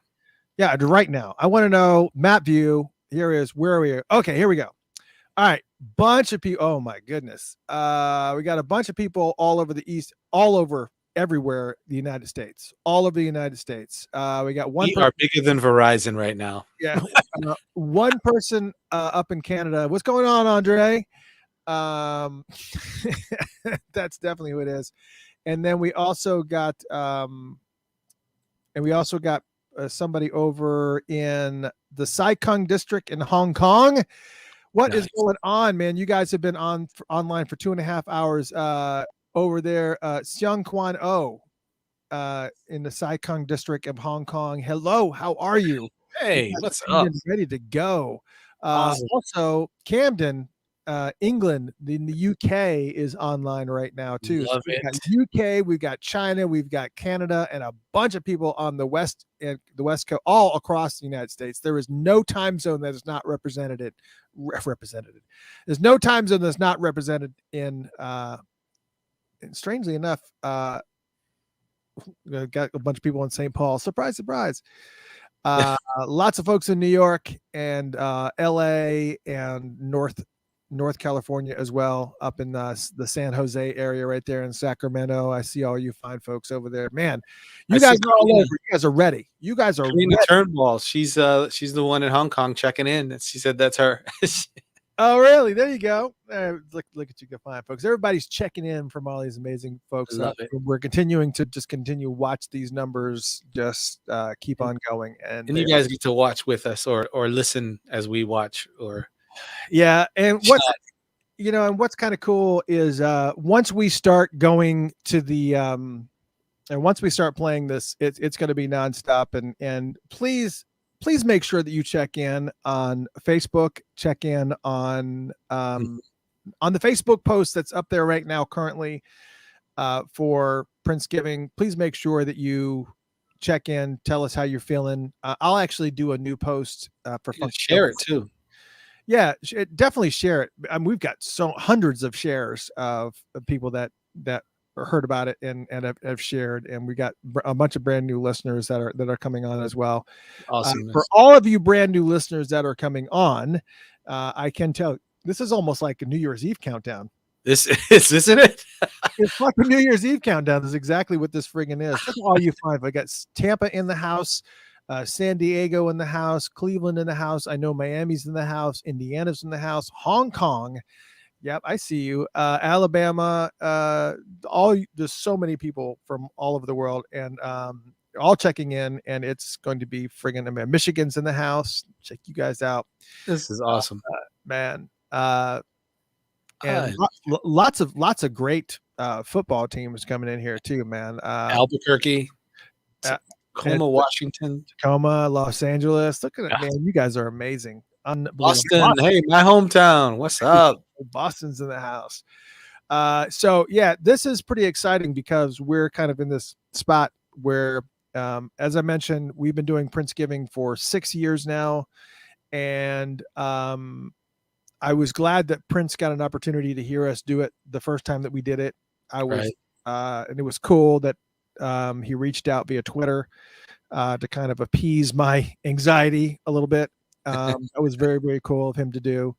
And then, we've been doing it every year since, and now this is the 6th year that we've done it, and it's been very, very cool. The reception has been great. A lot of people have really used it as a form of healing, because no matter where you came in the journey of being a Prince fan, you're represented here. You're represented in That's right. Even the stuff that, the fact that we have near 3 hours of material before Prince even released his first album, For You, that we have all the stuff, the 94 East sessions and all the cool stuff that we got, courtesy of Pepe Willie. All the just so friggin' just some really it makes no stuff. sense. It's just it's not. You know what? That's it. And 4 days, 4 days and 3 hours just on what we have.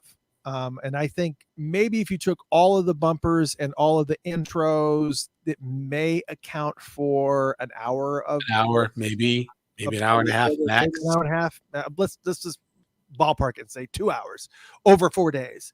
But we do intros where we kind of explain I kind of explain every single thing that's going on with the album, where it came from, but do it in like short 2-3 minute excerpts, just so you can kind of get a little bit of history about the album before you're about to listen to it. And then I'll let you listen to it all the way through.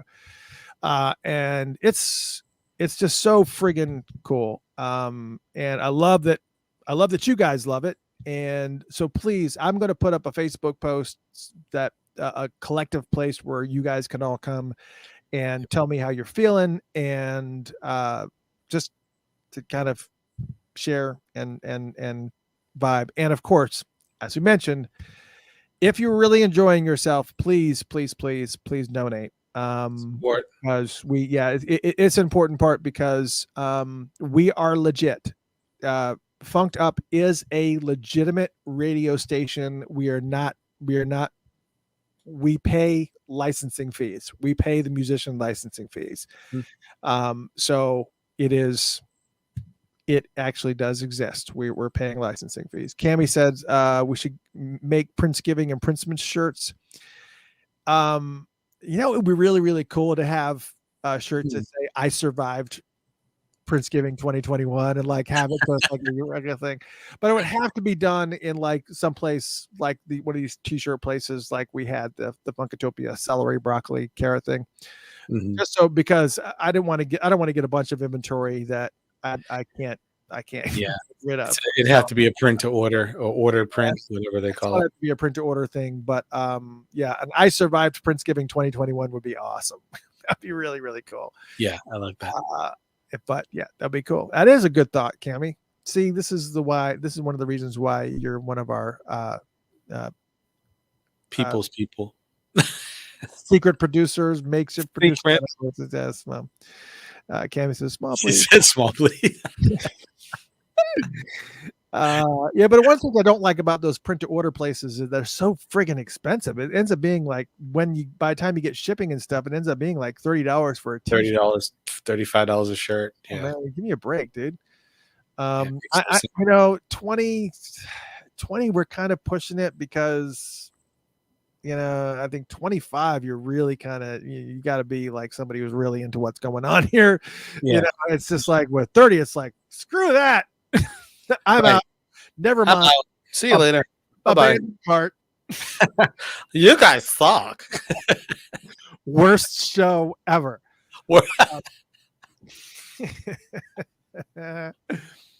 Yeah, it has become, thank you. Tina said she loves the tradition. It's a great tradition, and it's one that as I mentioned, it's one that Prince was aware of, that we started doing.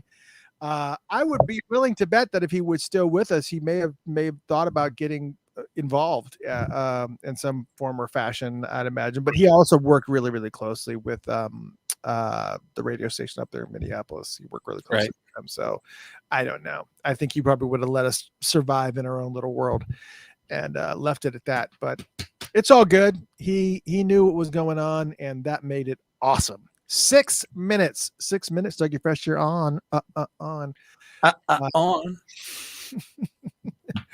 Sorry, I don't have that one. To Prince, yeah, I know. I have the song, but I got this.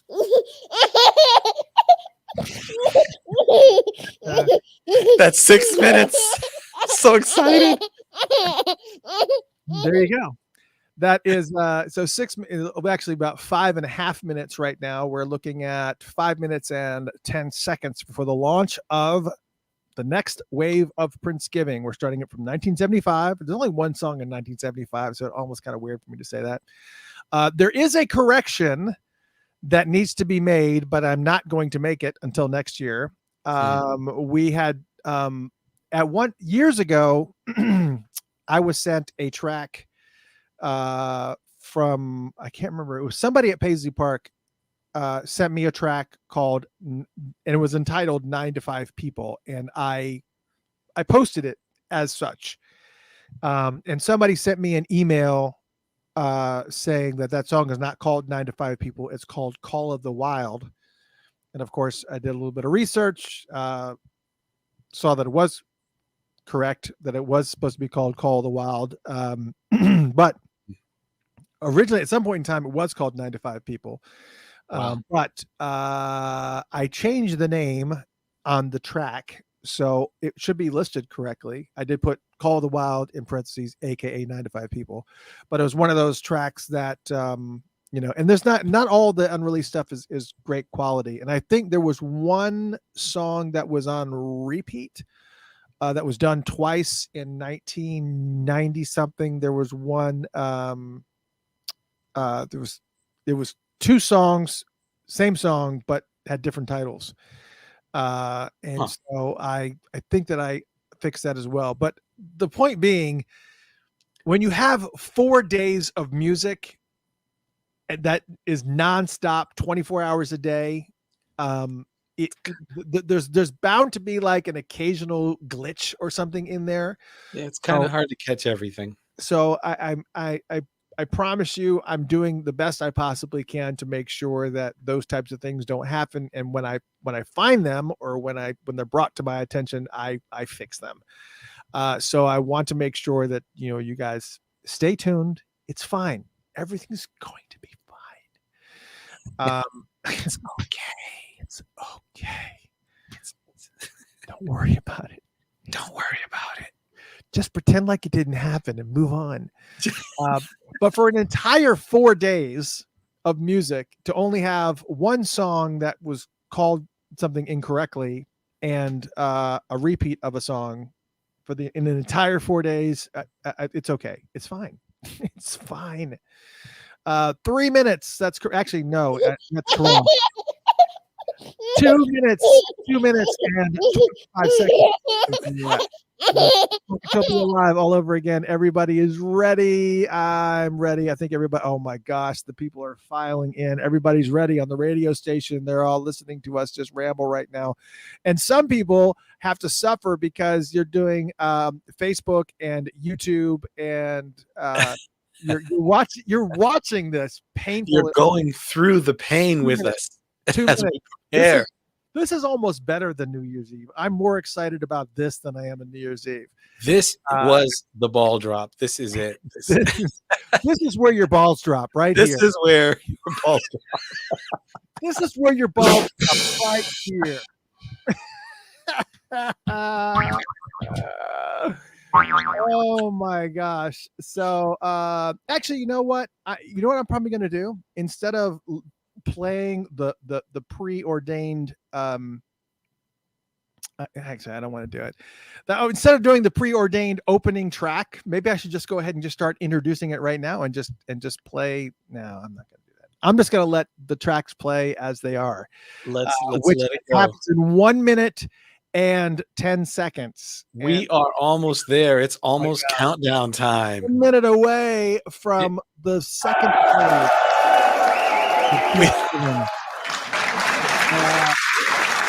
So while we're burning away this 1 minute, let me just go ahead and say thank you so much to Patti Henley and Brenda Lee Eger that joined the show tonight, along with their family. Amazing stories. We will get those. If you missed the interview, it's incredible. Brenda wrote a couple songs for Prince, Somebody, and Hide the Bone. Also, they've done so much work for Marvin Gaye and Smokey Robinson and Stevie Wonder and James Brown, and it's just, the list goes on and on. You have to listen to this interview if you missed it. We will post it as soon as possible, or you can just rewatch the unedited version as soon as the show is over. We are down to 15 seconds, and so I want to thank everybody for joining us. We have to start this right at 11 o'clock hour to make sure nothing goes haywire. 7 seconds. Thank you for the Funkatopia Live Crew for tuning in. It's Mr. Christopher and Jeff Page. Welcome to Princegiving. Starts right now. Mr. Christopher, and thank you once again for joining us for yet another Princegiving. See y'all later. For those of you not familiar with Princegiving, basically what it is that we do is that we play every single bit of Prince's music that we have in chronological order, starting with 1975 and going all the way through to 2016. Any albums that were released after 2016, considered posthumous albums, were categorized into the year that they were originally released. So you're going to get to hear quite a bit of new material, and I guarantee you're going to hear some songs that you've never heard before. So